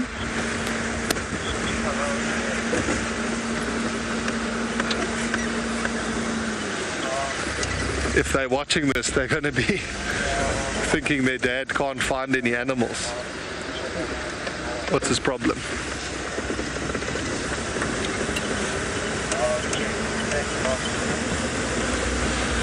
So we've done a loop around now. I want to take Philemon's cut line. It's often a productive road. That will be our next move.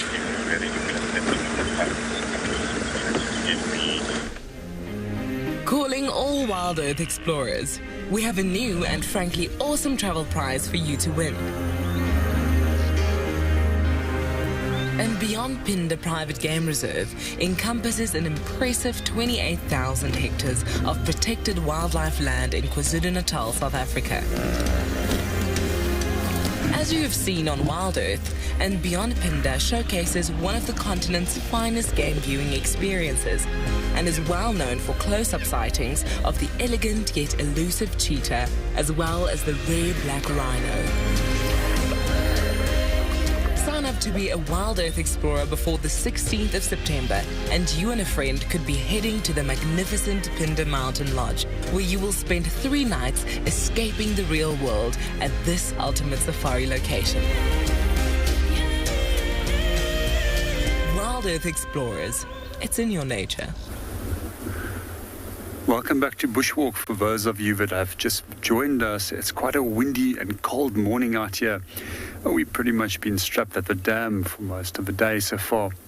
So earlier we had a small group of buffalo that came past, as well as some baboons that were playing on the rocks close by to us.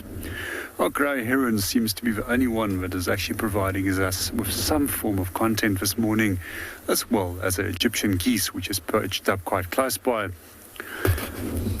We've been watching the Grey Heron for quite a while now. It seems if he's decided to go and be in a position where he's a little bit more sheltered and is trying to stay out of the wind. He wasn't very successful with locating any of the frogs this morning that he normally catches.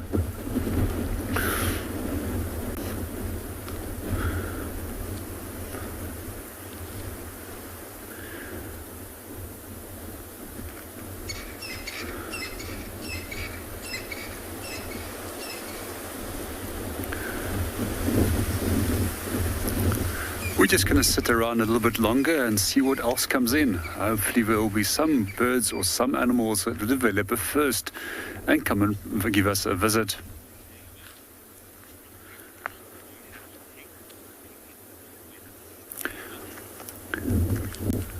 Good morning, David, and welcome to the show. When it comes to walking, we actually don't walk in wind because wind actually creates such a difficult walking environment. Animals can't smell you or neither hear you, so therefore it's very easy to walk into them and surprise them. And if you often surprise animals at close quarters, they can react incredibly negative.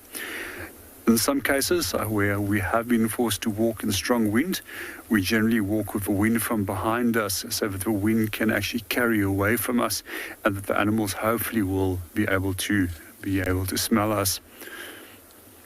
One of the things that we do notice quite often is with predators that they actually do like windy conditions like this because it also masks their scent and makes it a little bit more effective for them to hunt. We also notice that it will affect a number of other animals in different ways. Some species will actually become inactive on windy days like this, especially in the Kalahari on cold, windy days in winter, where we normally would find aardvark to be active. They will actually become inactive because of wind. We also find in the case of aardvark that they will also not be active on full moon nights, as that they potentially can be spotted. We also find in areas like this, where most animals will be exposed to wind, they would actually move out of the thickets and actually go and lie flat down in open areas, so that they have got a better visibility of their surrounding areas and of potential predators or threats that might come closer to them.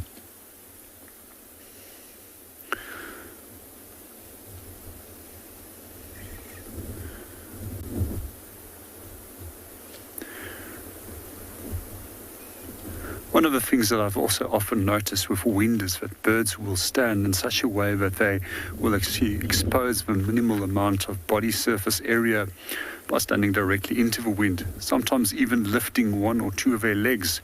This is a behavior that's quite typical of gulls as well as many of sandpipers, so that they also decrease the amount of surface area which is exposed to that cold wind and can potentially rob them from more energy. We're going to hang around a little bit longer and see what happens. Let's go and see what Jonty is up to.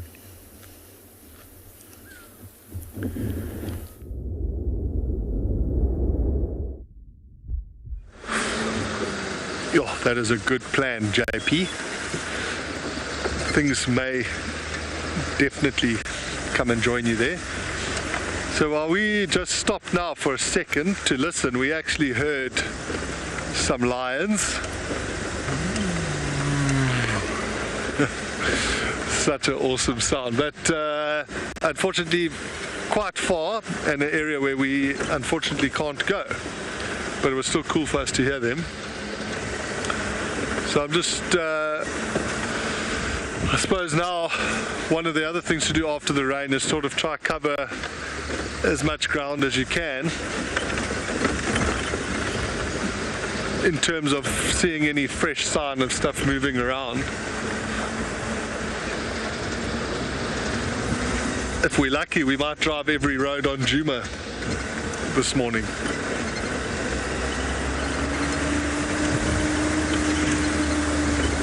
If there's nothing down the end of this road, I want to go towards where we were with those 4 beautiful elephant bulls yesterday. I'd love to catch up to them also, just to see what they're doing, more than likely eating.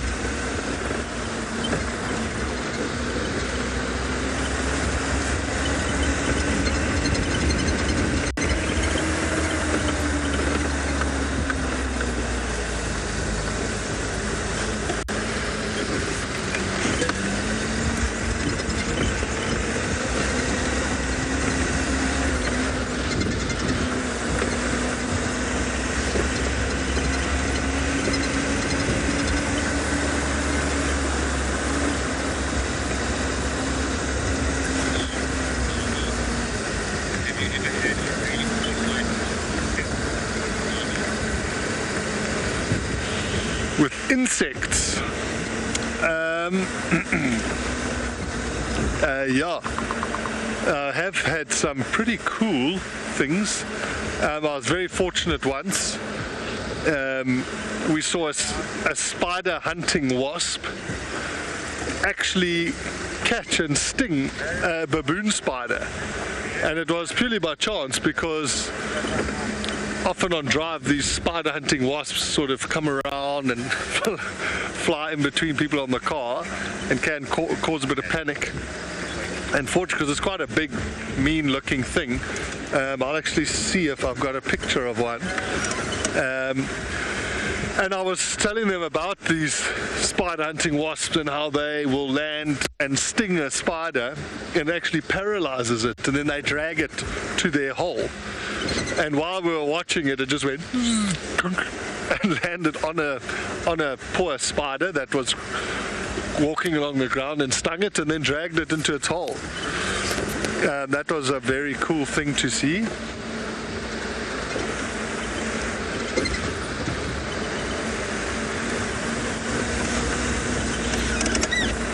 And now in summer there's also going to be a burst of like dung beetle activity, and I could watch when you see them wrestling each other. It is so funny to watch these two dung beetles throwing each other off of a pile of poop, like WWE of the beetle world.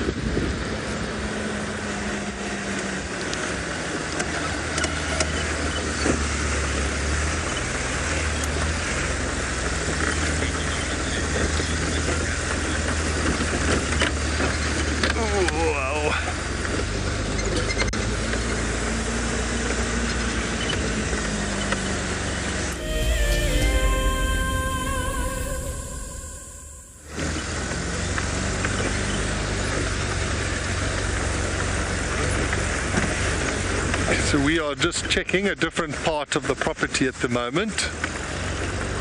Still enjoying this nice cool weather. It's not too cold and not too hot. It's actually a really nice temperature to be driving around.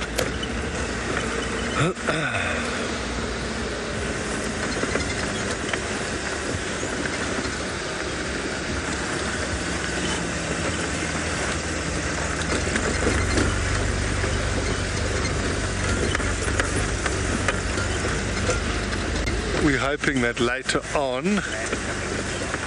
the clouds are going to clear up a little bit and we'll get a bit of sun breaking through, and that should bring some animal activity. It seems like everyone's sort of hiding at the moment.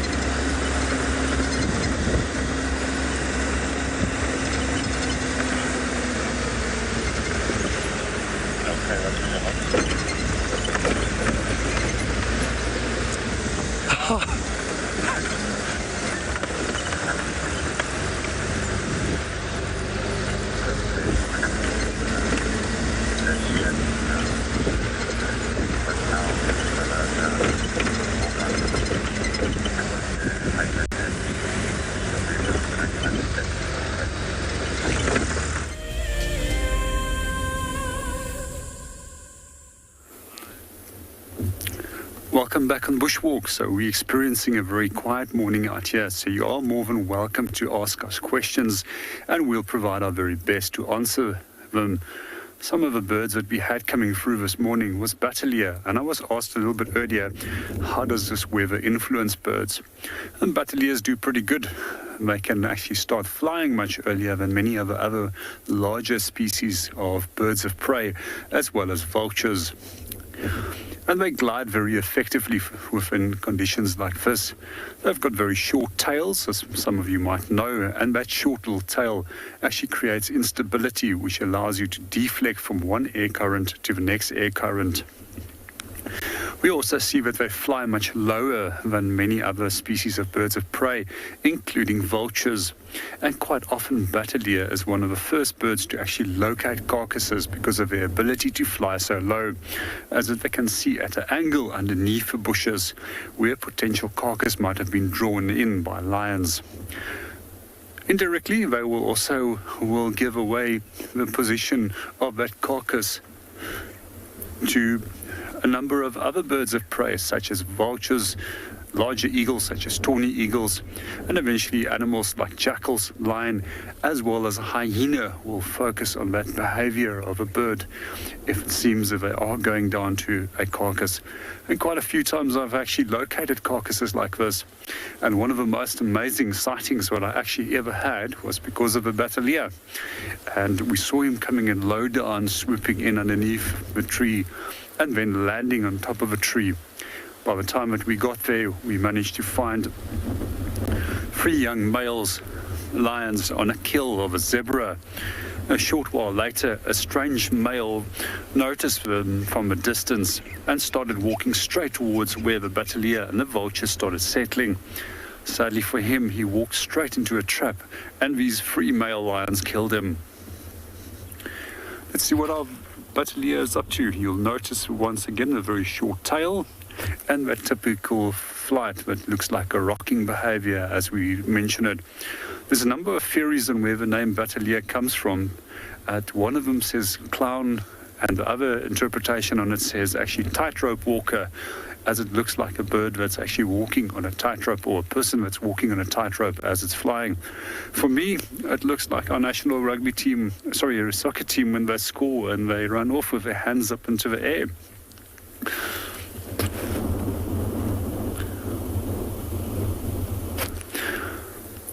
So most of our birding books also claim that you can separate males from females by looking at the underwing pattern.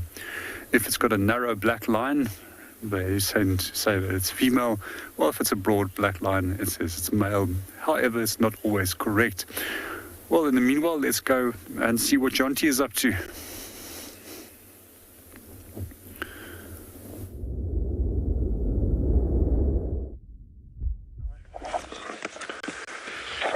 Oh, sorry, the radio.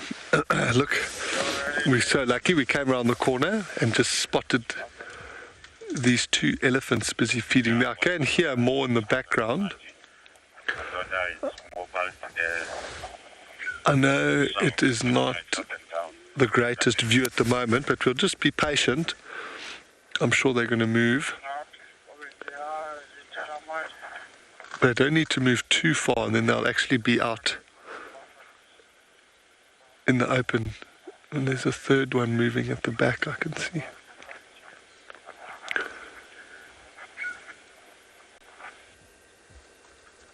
There is a junction of 2 roads behind us, so if they do keep moving, if we reverse a little bit, we should get a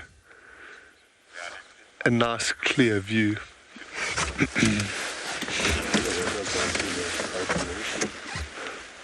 Oh, it just stopped. Go down. Yeah, I'm just going to reposition.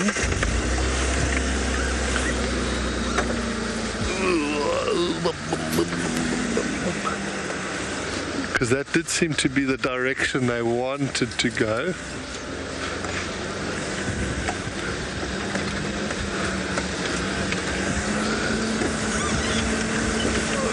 Yeah, I think this is going to be golden. Golden.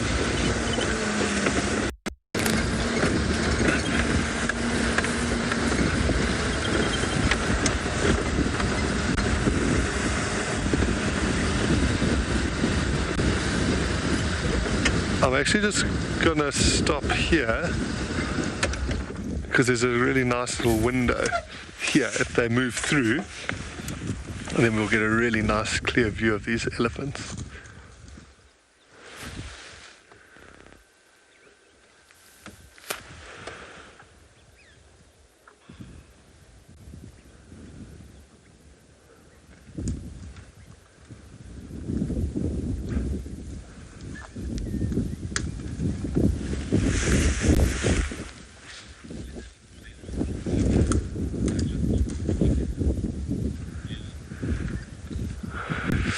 Lily, you can.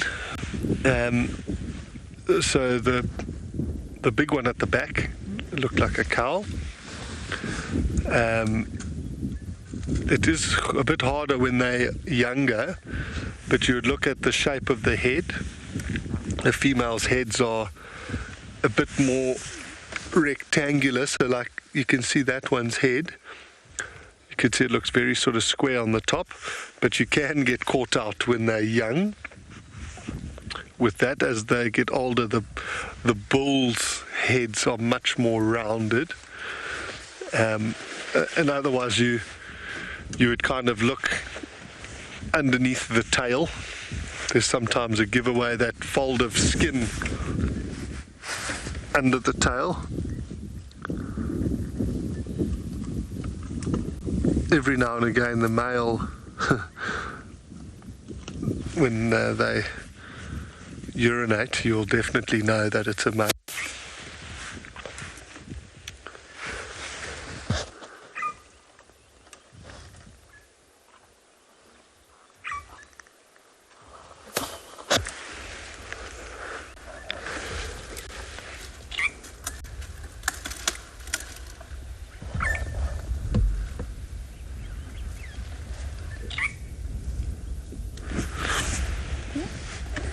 Like this little one now, the head seems like it's got that rectangular point, but I'm not convinced, so I'm waiting for him to turn.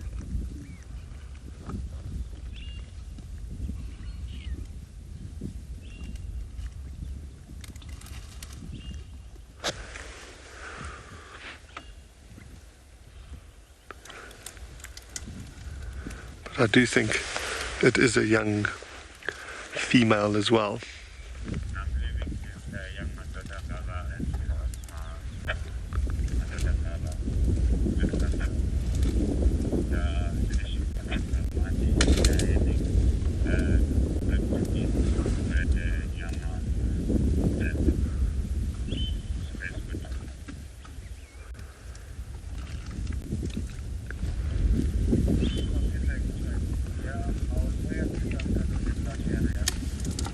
It's amazing to watch them using their trunks, especially at this. You see where that one's putting its trunk, it actually just pulled out some bright green leaves, which will be fresh leaves that are sprouting underneath that pushed over tree. And that's definitely will be a learned behavior from watching the mom.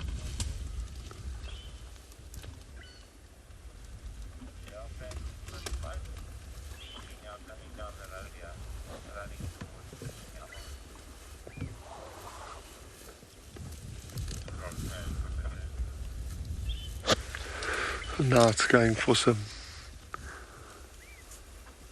very dry grass.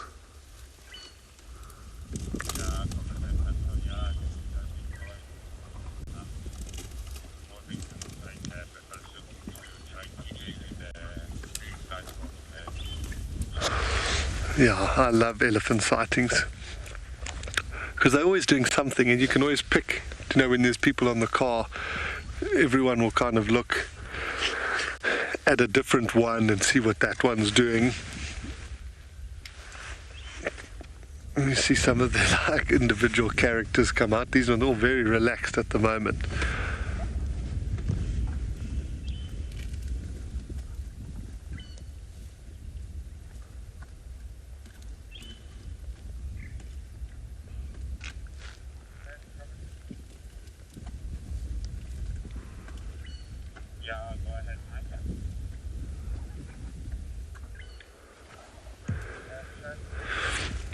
Incredible. I don't know if anyone was watching yesterday, but those elephants with those big tusks, you can imagine looking at these little ones. They got 50 years to go. It's epic to think that people are going to be able to see them for another 50 years at least.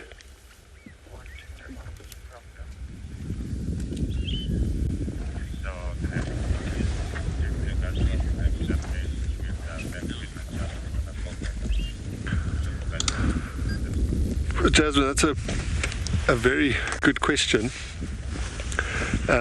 Because it's so dry, you know, you definitely think they might have to eat more, but sort of depending on their size, that sort of amount that they eat will probably stay the same, but it will be from different parts of the plants. So now A lot of what they'll be eating could be roots. A lot of the knobthorn trees, they're stripping off the bark. The ones we saw yesterday were eating bark from the marula tree, so they'll be trying to get the cambium, which is full of nutrients, and they are eating this dry grass. But then as it goes into summer, they'll start eating a lot more of the fresh leaves, they'll start eating the fruits. So I don't think they necessarily eat more, but their diet certainly changes through the different seasons.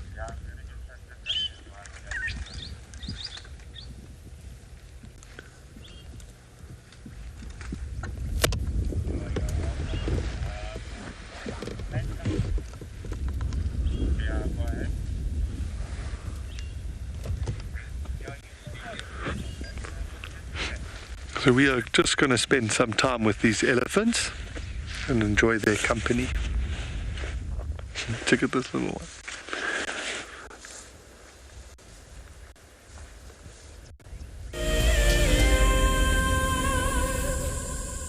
The Masai Mara in Kenya is an iconic wilderness filled with life.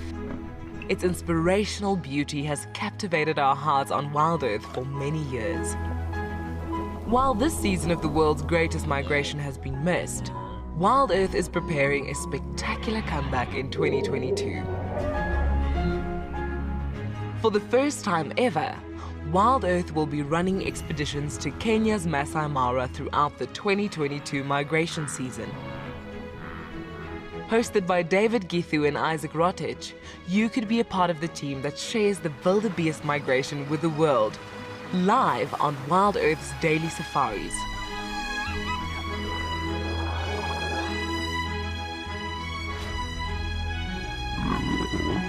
If you're interested, then head over to our website to find out more.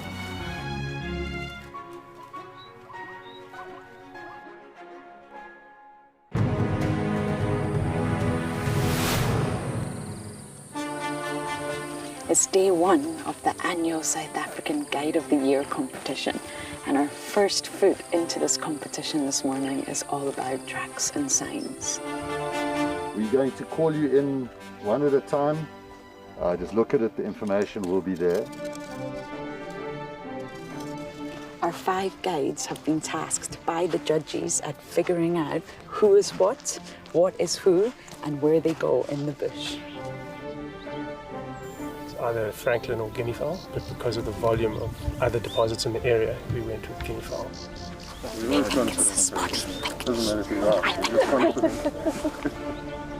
Detailing the surrounding that you need to look out for tracks.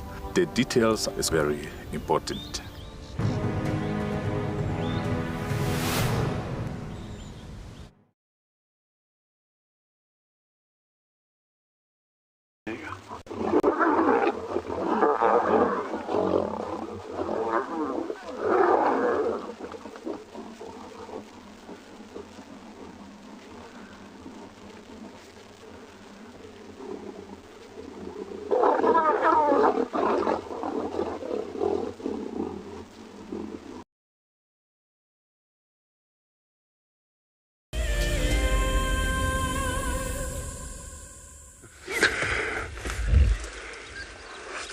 So this elephant has just walked out of frame.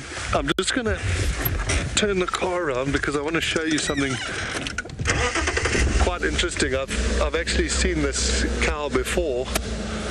She must have had, it's quite sad, but she must have had a snare around her trunk. So the tip of her trunk is missing. But I mean, she's fine. She is perfectly operational. But I'd love to see if... No, don't walk there. That's going to be bad. She's just waltzing off away from us.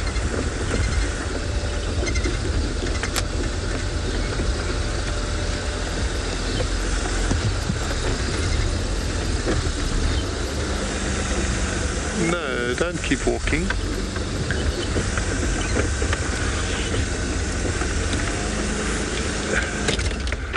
Let's see, can you see we'll try and get a shot of the tip of her trunk, and you'll see that bottom piece is actually missing because she uses her foot to dig there.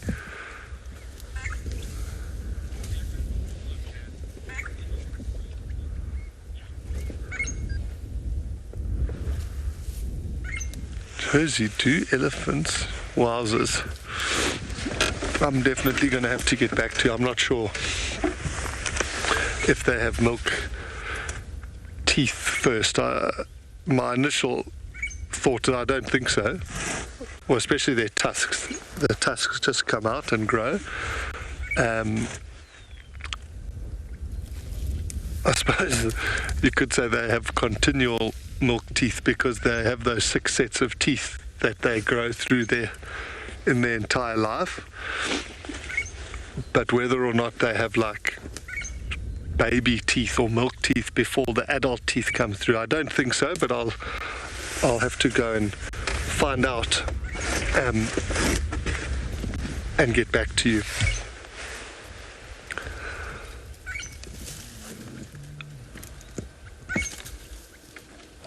So you could see, even with that tip missing, she's still very capable with her trunk. It's obviously a very old wound. You could see it's like perfectly healed, and she's obviously sort of without that last little bit. So it's one of the sort of differences with African and Asian elephants.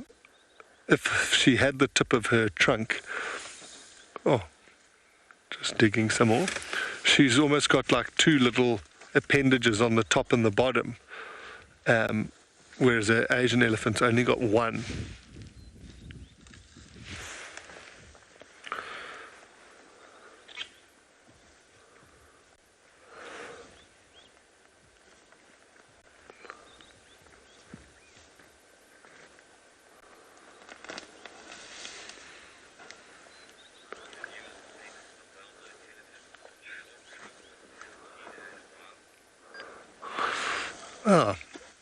Old short trunk. Thank you, everyone. Yeah, I've seen her because she's also got that little tear on her left ear. I have seen her actually at Mala Mala as well, the same female. So I suppose if we wanted to give her a name, short trunk seems a bit obvious. But shame, it is revolting to think that these poor things have to deal with things like snares. Really is irritating.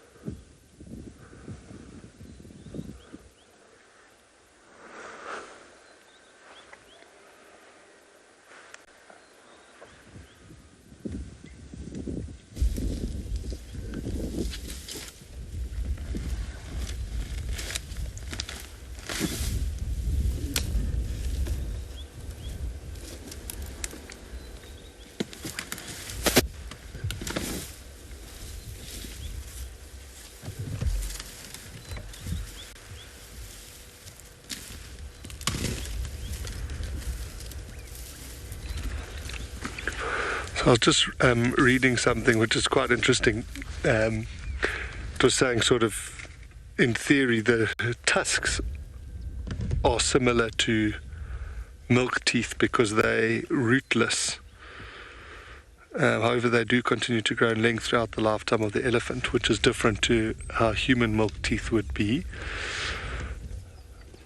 But yeah, I'm not too sure about that. I still want to do a bit more because obviously at the base of the tusk there is a pulp cavity with nerves and everything that feeds blood,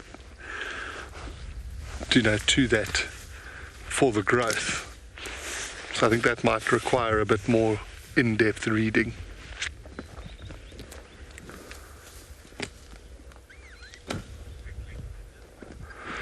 We're going to quickly head over to Phinda. Okay, so we've managed to catch up with these two black rhino that went running over the hill. Oh my gosh, I mean, I don't really think I need to say much, yeah. But the noises coming off of this fight are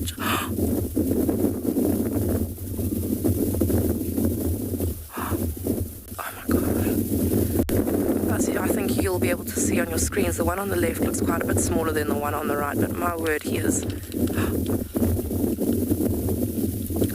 maybe not anymore. Oh my god. This is quite hard to watch, so if you are sensitive to these kind of things, then now might be a time to look away, but this is also like a once in a lifetime sighting. Wow.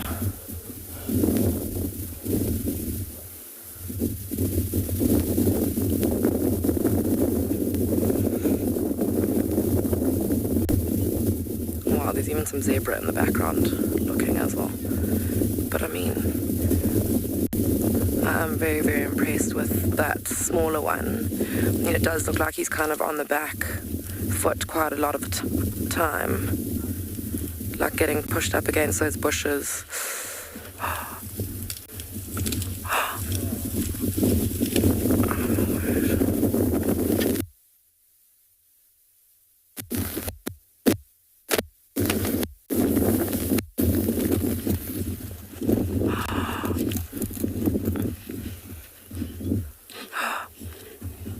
Oh my gosh.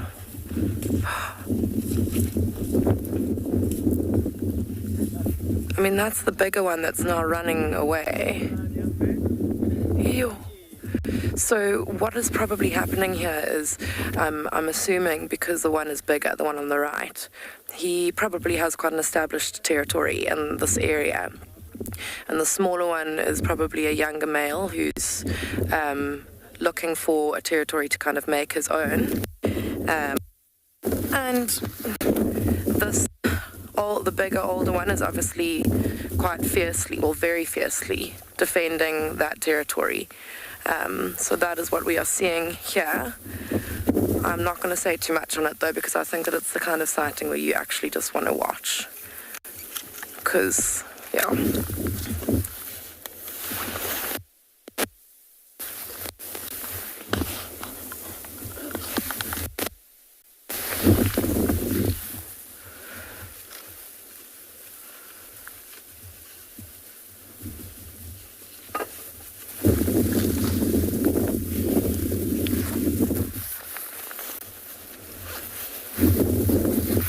How is that? These rhinos on the horizon. It's just the most unbelievable ever.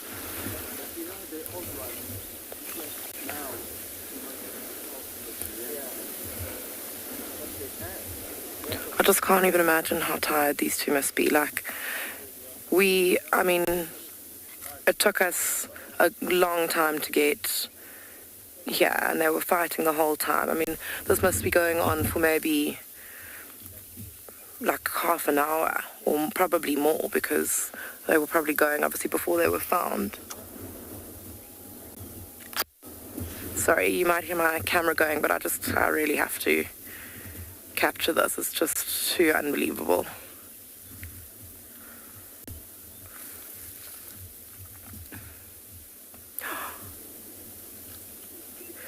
And like, just imagine how strong each of them are to be taking those blows from one another, as well as giving them.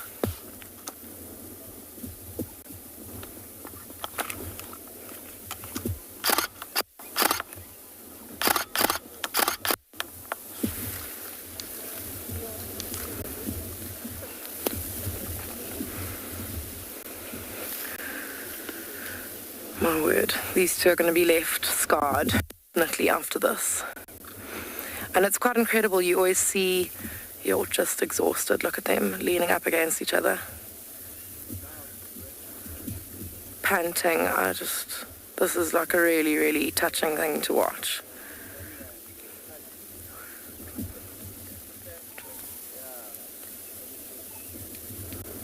I mean, we had black rhinos on Phinda, but this is just amazing.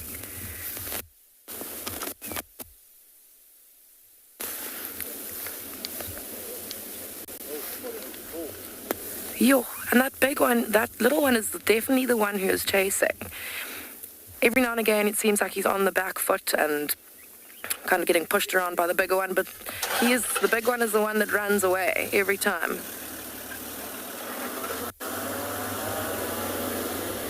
Wow.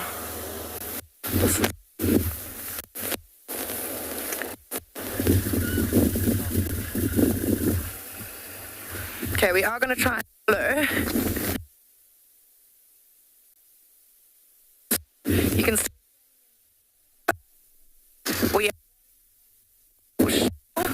oops, stuff falling all over the place.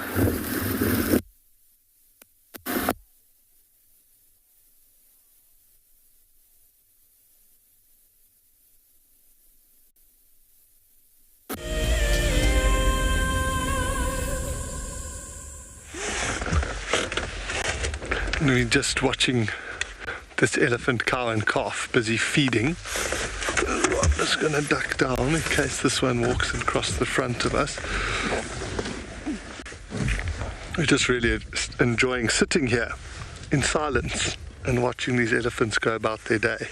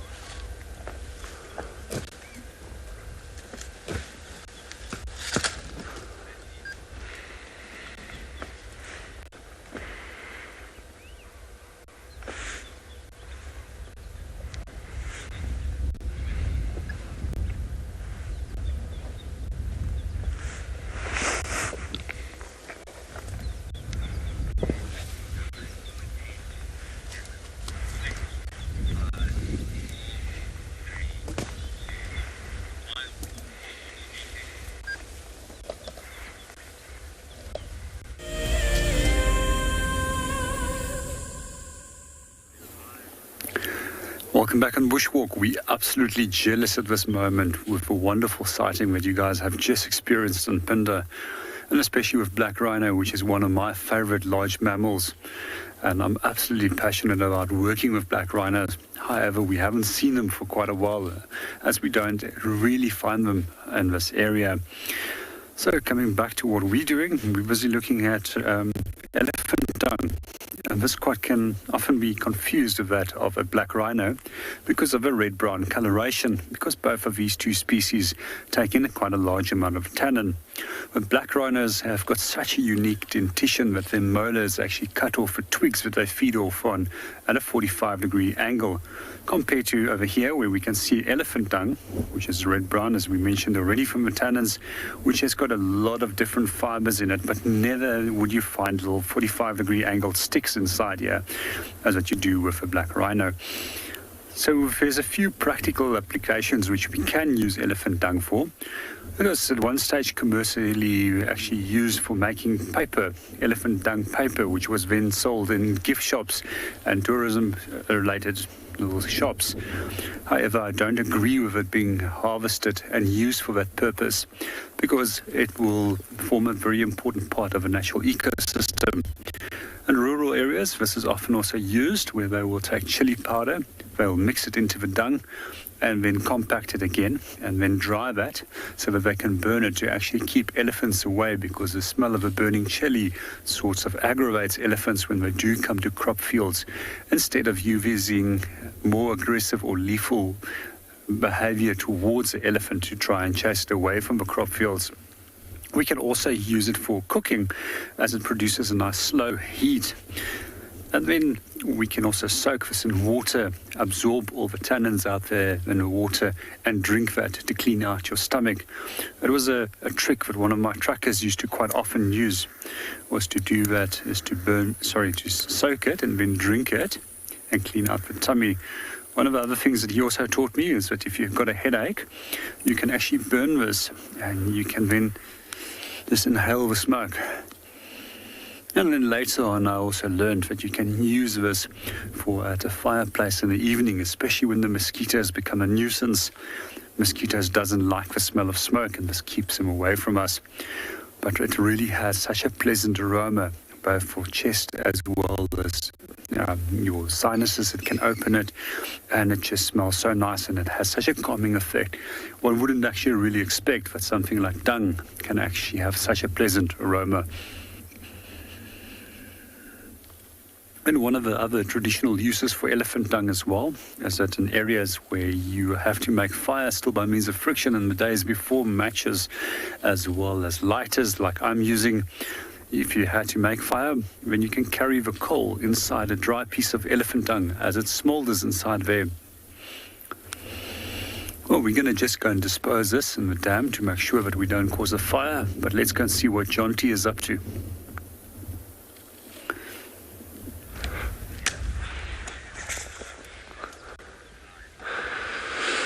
Welcome back at Djuma. We're with these elephants, still just watching them feeding. And I know FC's they're trying to get Phinda back on. I know that black rhino sighting sounds epic. So as soon as they can, they're going to get that back to you. Yeah, flip, I can only imagine what that must be like to see live. So don't stress, they'll be back there as soon as possible. And we're still just hanging out with old Short Trunk. They've been here for a while, digging up these roots. I was actually just telling Morgan, in the Eastern Cape, we once found a black rhino that had been killed in one of those fights. So it opens a big debate about the dehorning. So those two, obviously, Morgan and I were tuned in now, watching as well. Without the tip of that horn, they obviously do far less damage to one another. But yeah, we actually found one of the guides who's done WildEarth before, Grant. He actually found it. Wow.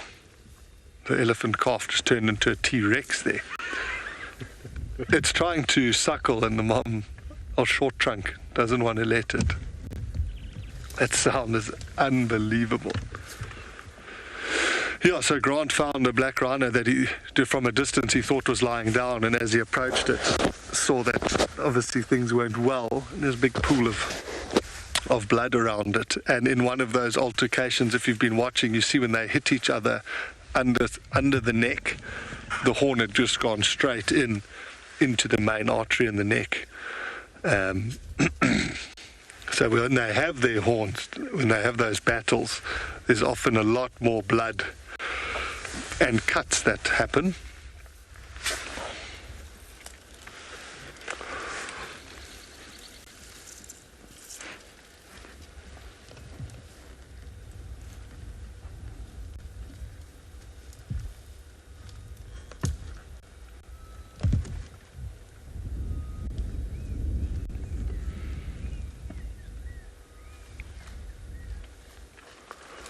I might have to reposition here.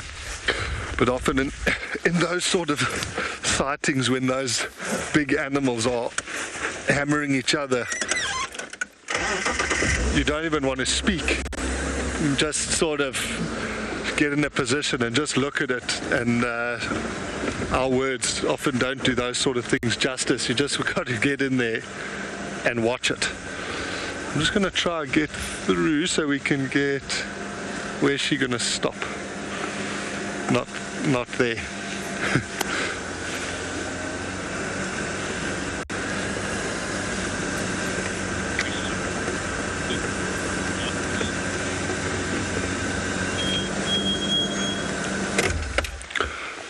Rhino, those birds that we're seeing flying around, those are Forktail Drongos.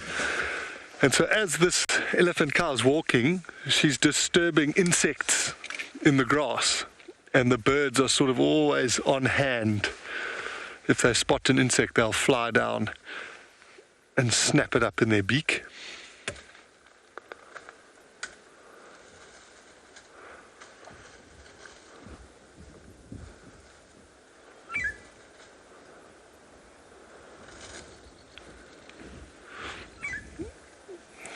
Oh, this branch is in the worst place. Should I go forward then?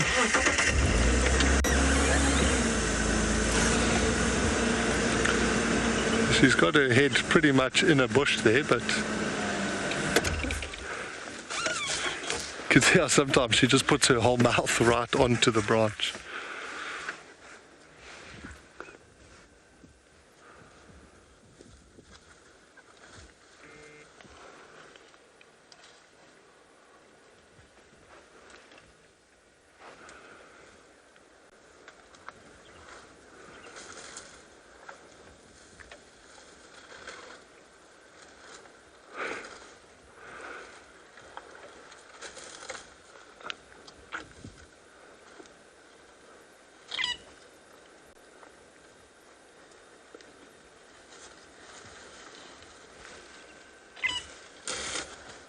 Oh, that was a good one.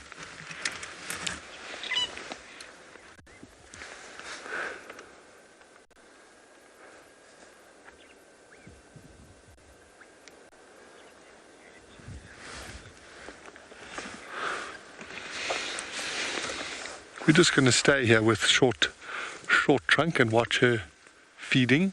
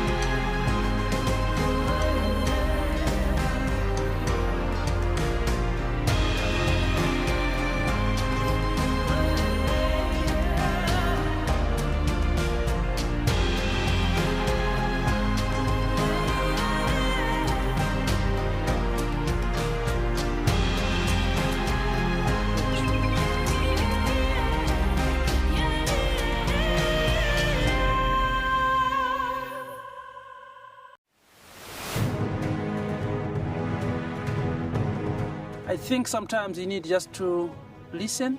So it's a kind of taking out all that other spirit and bring back wilderness and healthy bushwalk and trek and sign. I'm sure I'm good at that. I spend most of my time on the ground since I was a young boy, so I think I'm good with that. Actually, I'm not much nervous of any category. Just take it as it is. Yeah.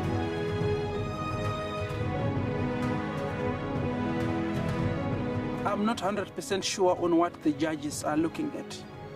So chances are 50-50 on my side. I'm not...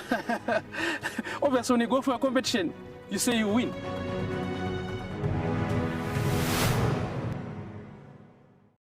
I've seen something I've never seen here before. Look at these cubs. One is crossing the river. It's being washed away, unfortunately, but I'm sure the mother is going to save her. Look at that. How beautiful. Look at that. One crossing, 2 to go.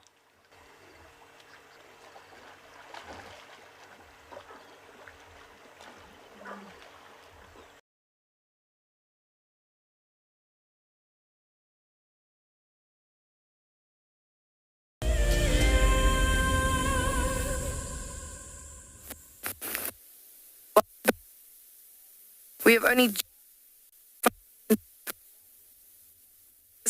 That one has literally just disappeared. When they were for them as well, and we've just won the two, and who I think is the winner of this fight. Because I want to apologize. We are everything that I'm saying. We are aware of it and work on that at the moment. Yeah, he's just kind of, he's behind the bush there, he's coming out a little bit.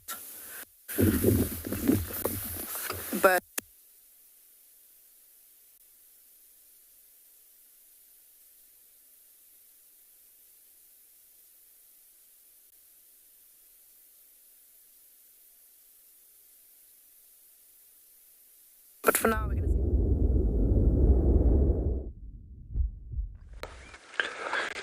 Welcome. Welcome back to the back half of an elephant. Let me just go a little bit further forward.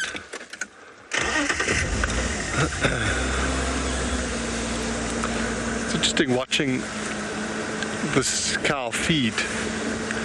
She definitely has sort of altered her feeding technique, and it's interesting because the calf, who obviously watches the mom, does the same thing. Did you see how she just stopped and turned her head there? She was just kind of saying, okay, cool, you're close enough. And we definitely listen to them when they tell us that.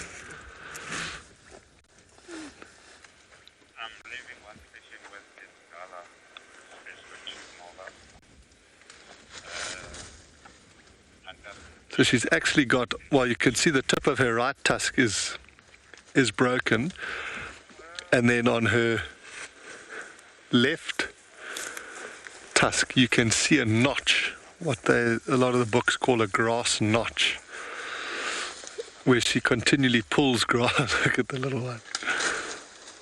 Just snatched some right out of the mom's, out of her mouth there, basically. Cheeky.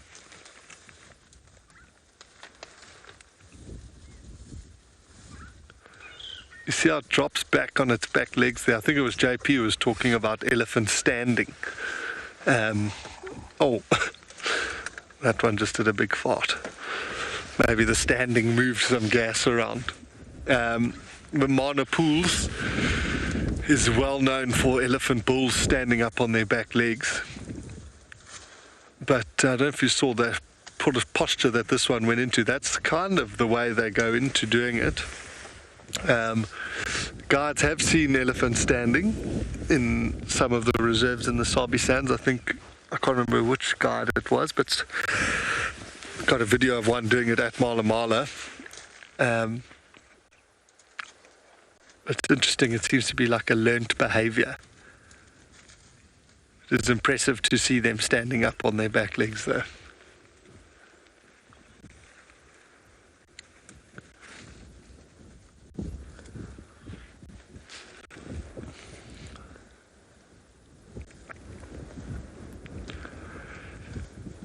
But they have saved us. Morgan and I were sort of starting to scratch around, puzzling for something to show you. And these three have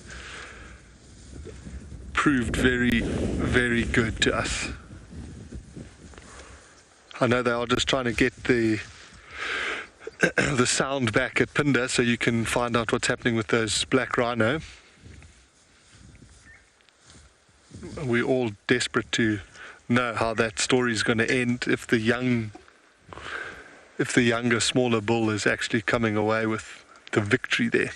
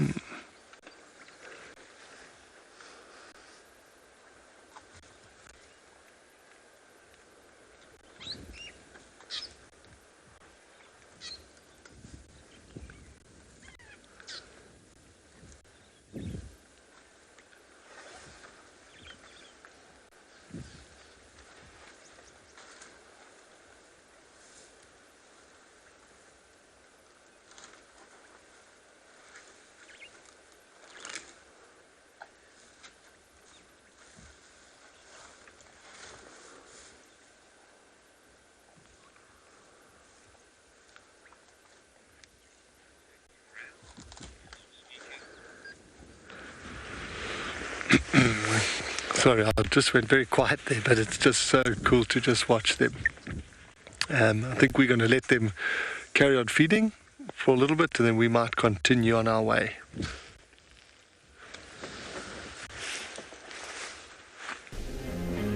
Calling all WildEarth explorers, we have a new and frankly awesome travel prize for you to win.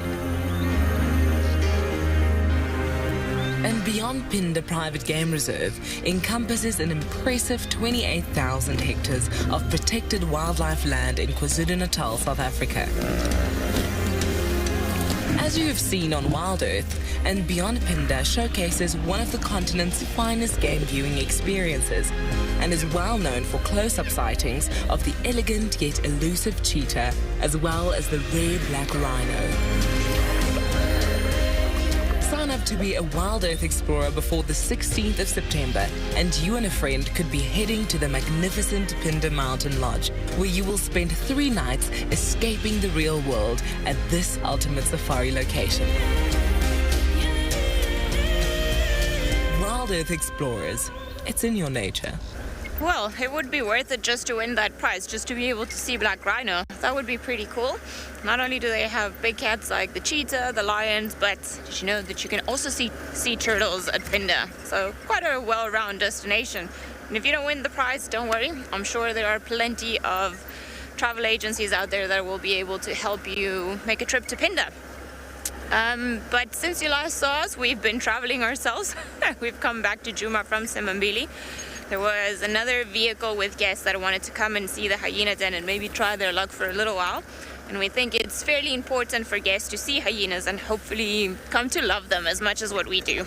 A lot of people, as we know, think that they're just these ugly creatures and don't get to see the gentle side of them, which is very important. And then coming out of the Hyena Den, we had a flat tire. So we had to change a tire, and we've officially welcomed Darren into the Flat Tire Club. Hopefully I did a good job of preventing, well, he doesn't have a broken jaw, so good things on learning how to use the high lift jack.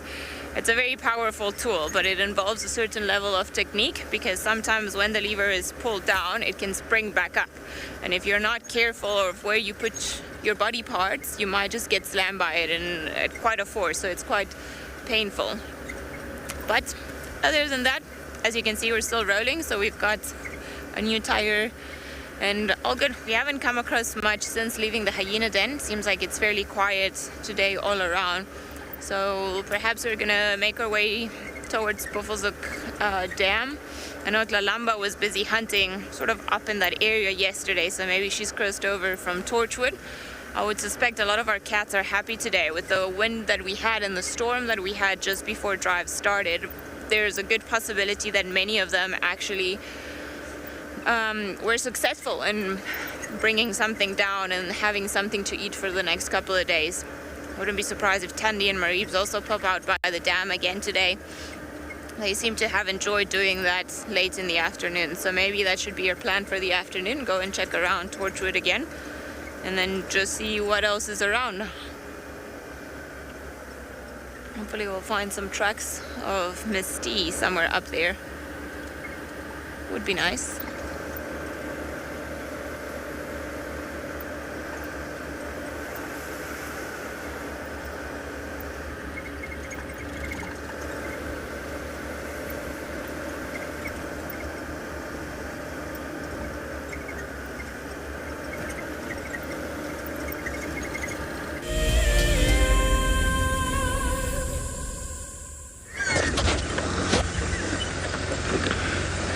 So we are driving again. We're heading back down towards Quarantine. Maybe we'll go check at Djuma Dam. See what's happening there. It's been a very quiet morning on our side. I do think the weather has got a big part to play with that.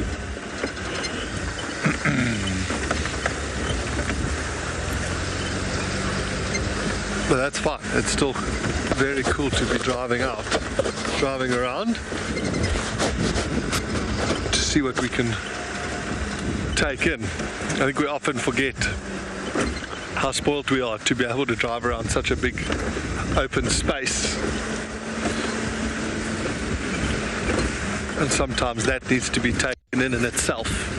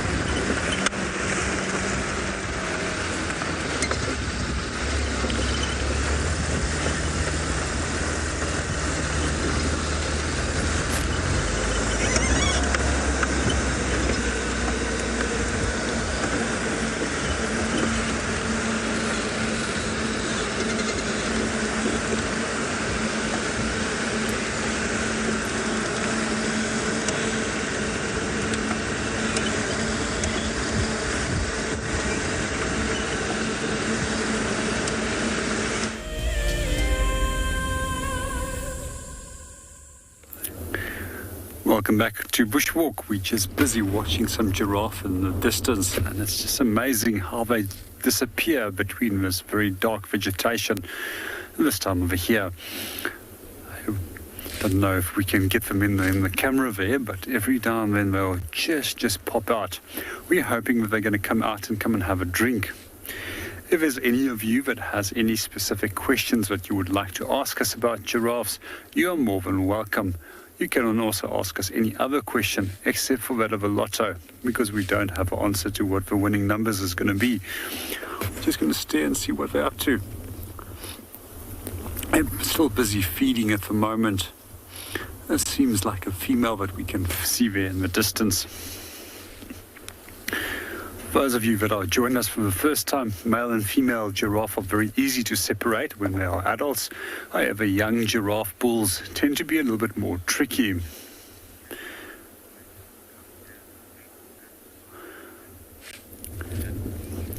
Good afternoon, Jackson. Generally, when we find that we have animals that are dependent on their well-being to escape from predators, the fights tend to be more ritualized. However, there is records where they've actually broken legs in the process of fighting, and quite often what we do see is that they go for the shoulder or for the neck area or for the leg, and what they do is they aim a blow with the head or the neck at that specific areas. I've never seen fights that have been fatal, unlike that of large predators, as well as large animals that don't need their well-being to protect themselves against other predators. So generally, when I do find fights to be fatal over the years, is with elephants. I've seen big elephant bulls killing one another, and quite often by stabbing one another with the tusks, and that leads to internal bleeding. We can, still a few years ago, I was based on the Sabi River, and we followed this one elephant that had the tusk impaled into its body, and it managed to walk another kilometer before it collapsed due to internal bleeding. And then very often we've actually seen leopard killing one another, and I've also seen lions killing one another. There the fighting tends to be way more serious compared to giraffe or antelope species that has, I mentioned earlier, a more ritualized way of fighting, and it's more important for you to be able to be in a healthy condition walking away from a fight. Some antelope species, however, like waterbuck, the fighting can become quite brutal, and we've often seen bulls over the years actually killing one another. And for some reason, it's 4 or 5 times that I've actually seen bulls at waterholes being killed, or at the edge of a river and ending up inside the water. I'm not sure if it's trying to escape from the other bull and then eventually dying in the waterhole. We're going to hang around here and watch this giraffe and see if he's going to come down. And let's go and see what Ali is up to. I think she's got a few birds there.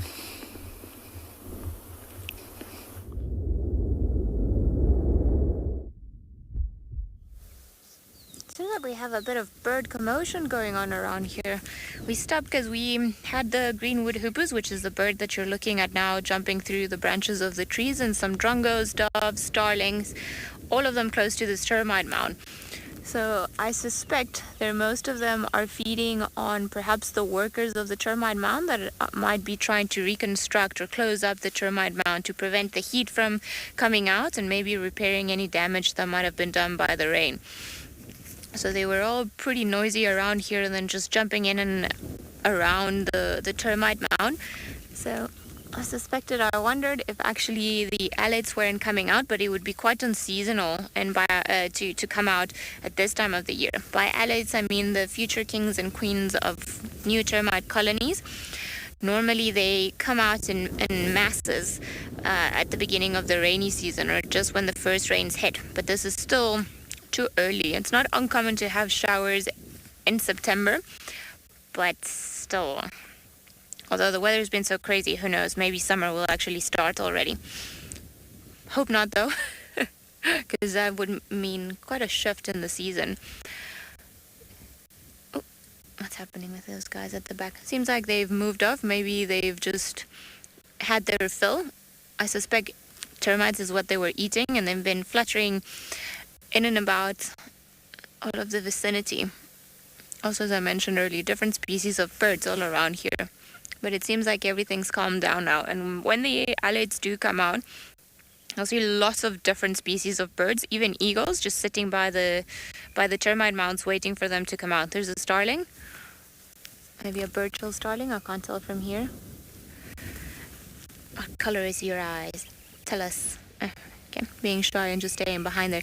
And funny enough, I've also seen bush babies, leopards, feeding on the termite mounds, on the termites when they come out. They're a good source of protein and much, much bigger than the workers.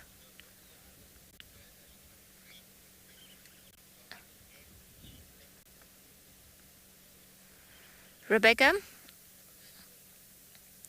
you are referring to the common scimitar bill. So we've got a question, I'm assuming from Rebecca from FC, who's wondering about what is the bird that looks very much like a greenwood hoopoe, but has a dark bill. Slightly bigger and doesn't live in groups as the greenwood hoopoes. And it's called the common scimitar bill. I think we're looking at I can't even tell from there. Yeah, it looked like a hoopoe, and then I think there was a woodpecker that also flew in, but I've lost it now. They're not really helping us, are they? Okay, well, this was interesting. Bit of bird commotion to start the morning, and we were commenting just before you guys came to us that it seems, just judging by the road and some of the puddles that we found, that the storm was much worse here than what it was perhaps down at the Hyena Den or the southern edges of Djuma. It's quite amazing in this area how localized the rain sometimes can be, and then while, what is happening with this car? While it might just pour down here, and we will have 10, 5, 15 mils of rain, then just across the reserve we'll get 2 or something like that. I'm not sure if we can maybe get a better view of the greenwood hoopoes. But I think they're not in an easier spot. I think some of them are just at the back. But they've carried on feeding all around, and you see the wood hoopoes have got a very sensitive bill. And what they do is they basically probe all the cavities in the trees, just looking to feel rather than see their potential prey species. So they're looking for little insects, little grubs, everything around there. There's one, oh darn, I'm gonna try to go forth. It's just on the top of the tree there. I don't know if this one, you see the first, yeah,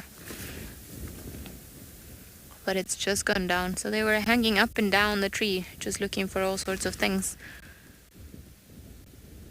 Same there now. Seems like we just caught you guys on your feeding bout. And as it started warming up now, then I think most of the birds have been active. It was quite quiet in terms of bird life when we started moving around. I think a lot of them were looking quite grumpy. We did come across 2 coqui francolins, and they were soaked. And we felt sorry for them. So it's going to take a while for them to dry out and warm up again. Hope you guys can hear the wood hoopoes. They're some of my favorites. They're very beautiful. Very noisy. Like a Latin family. I think that's why I like them. I feel close to them at heart.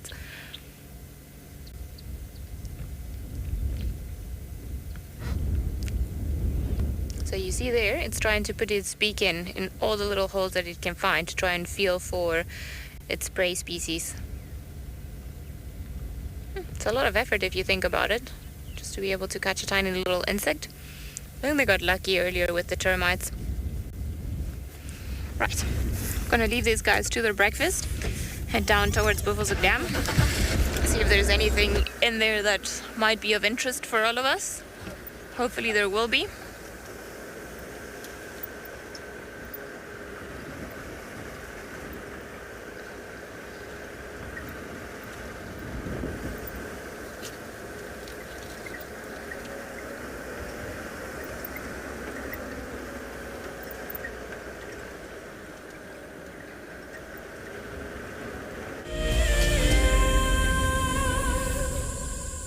WISA has a long history, over 90 years, of being involved and even pioneering aspects of the conservation sector in South Africa. Over that long history, we have realized that all of the issues that we are facing both locally and globally are due to human impact. Therefore, we need to concentrate on working with people, and that is what WISA does.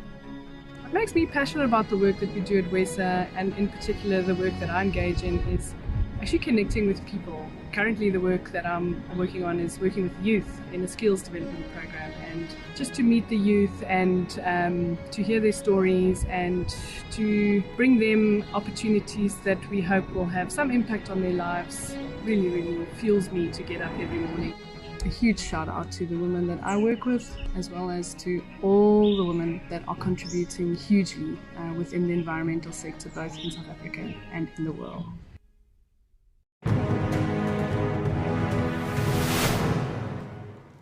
And I turned to Shaw and I saw that she had this panicked look on her face. Either she was afraid that something had happened, or she was afraid that she was going to miss out on something.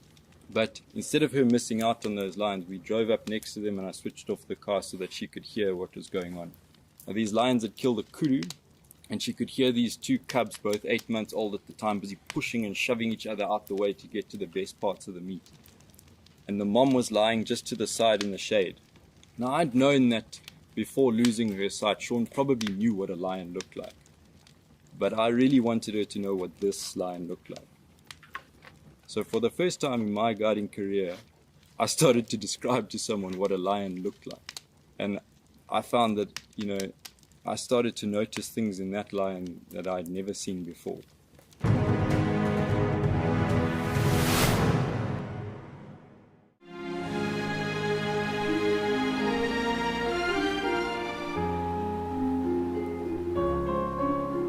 You are cheeky. That was a brave decision. Amber Eyes is...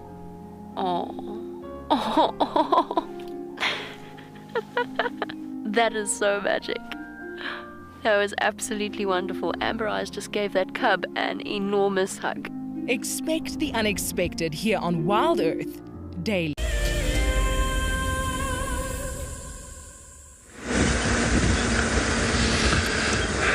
Welcome back with John T and Morgan. We're just looping around. I want to go check again at Djuma Dam and see if there's any action going on there. We left those elephants happily feeding off away from us.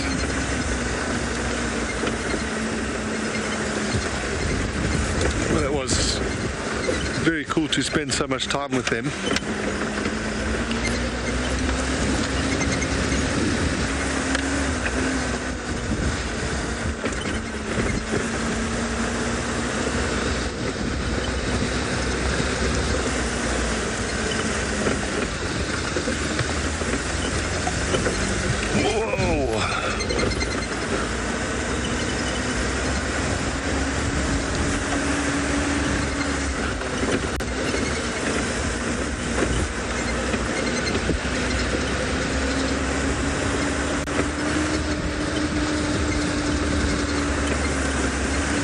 The good news is the sky does seem to be brightening up a bit.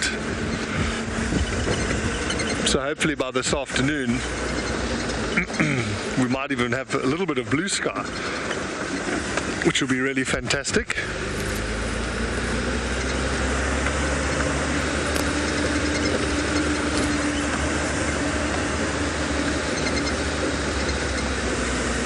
I'm still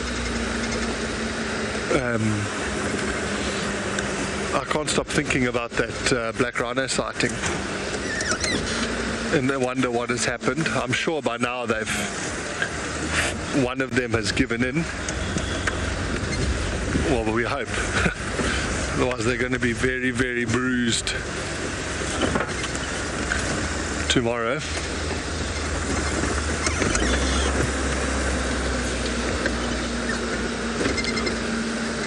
Thanks, FC just gave me a bit of an update there. So it does seem like one of them has given in.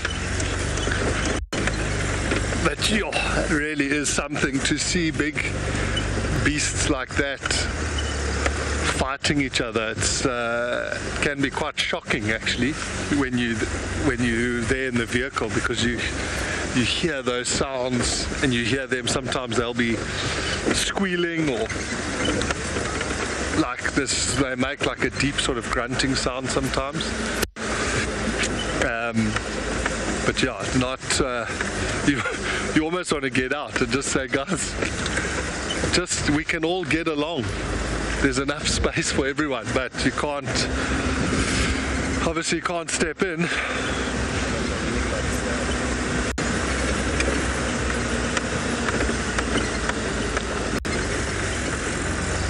Kenny, so I do. And it's kind of what I was just leading to now. You know, that for them fighting like that, that's instinct. They almost can't stop what they're doing there. And there's sort of no reasoning. They've got to the point now where the only way to settle that dispute is by actually fighting each other. And it is sad, you know, it's not cool to see anything fighting each other. I mean, it's obviously a really cool experience to see and for you to watch it with us now, but yeah, because you know, sometimes in those fights, one of them is going to get injured and potentially could get injured enough that it may actually die. And then that is sad, especially when it's animals like rhinos, which are under so much threat from poaching. You don't want them to now be killing each other. I remember a very sad incident where we found a white rhino, a sub-adult female who had been really badly beaten up by a male. And we found her afterwards. She could barely stand, and we tried to help her. We got a veterinarian in to try and help her, and she ultimately ended up dying, and it was very sad. All of us were sort of around, very dejected at the fact that she had actually passed away for actually no reason. So yes, we do get sad. Well, I do. That is for sure.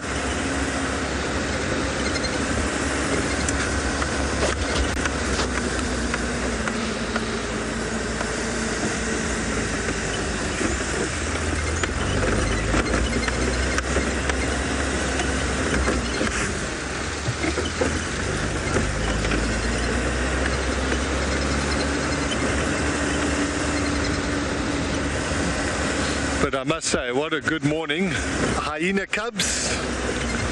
We had some great time with those elephants. That was really good. I think the highlight must be for everyone to see that sort of black rhino conflict. That was definitely the star of the show today. But thank you very much for joining all of us. Please come back this afternoon and we'll do it all again live on Safari.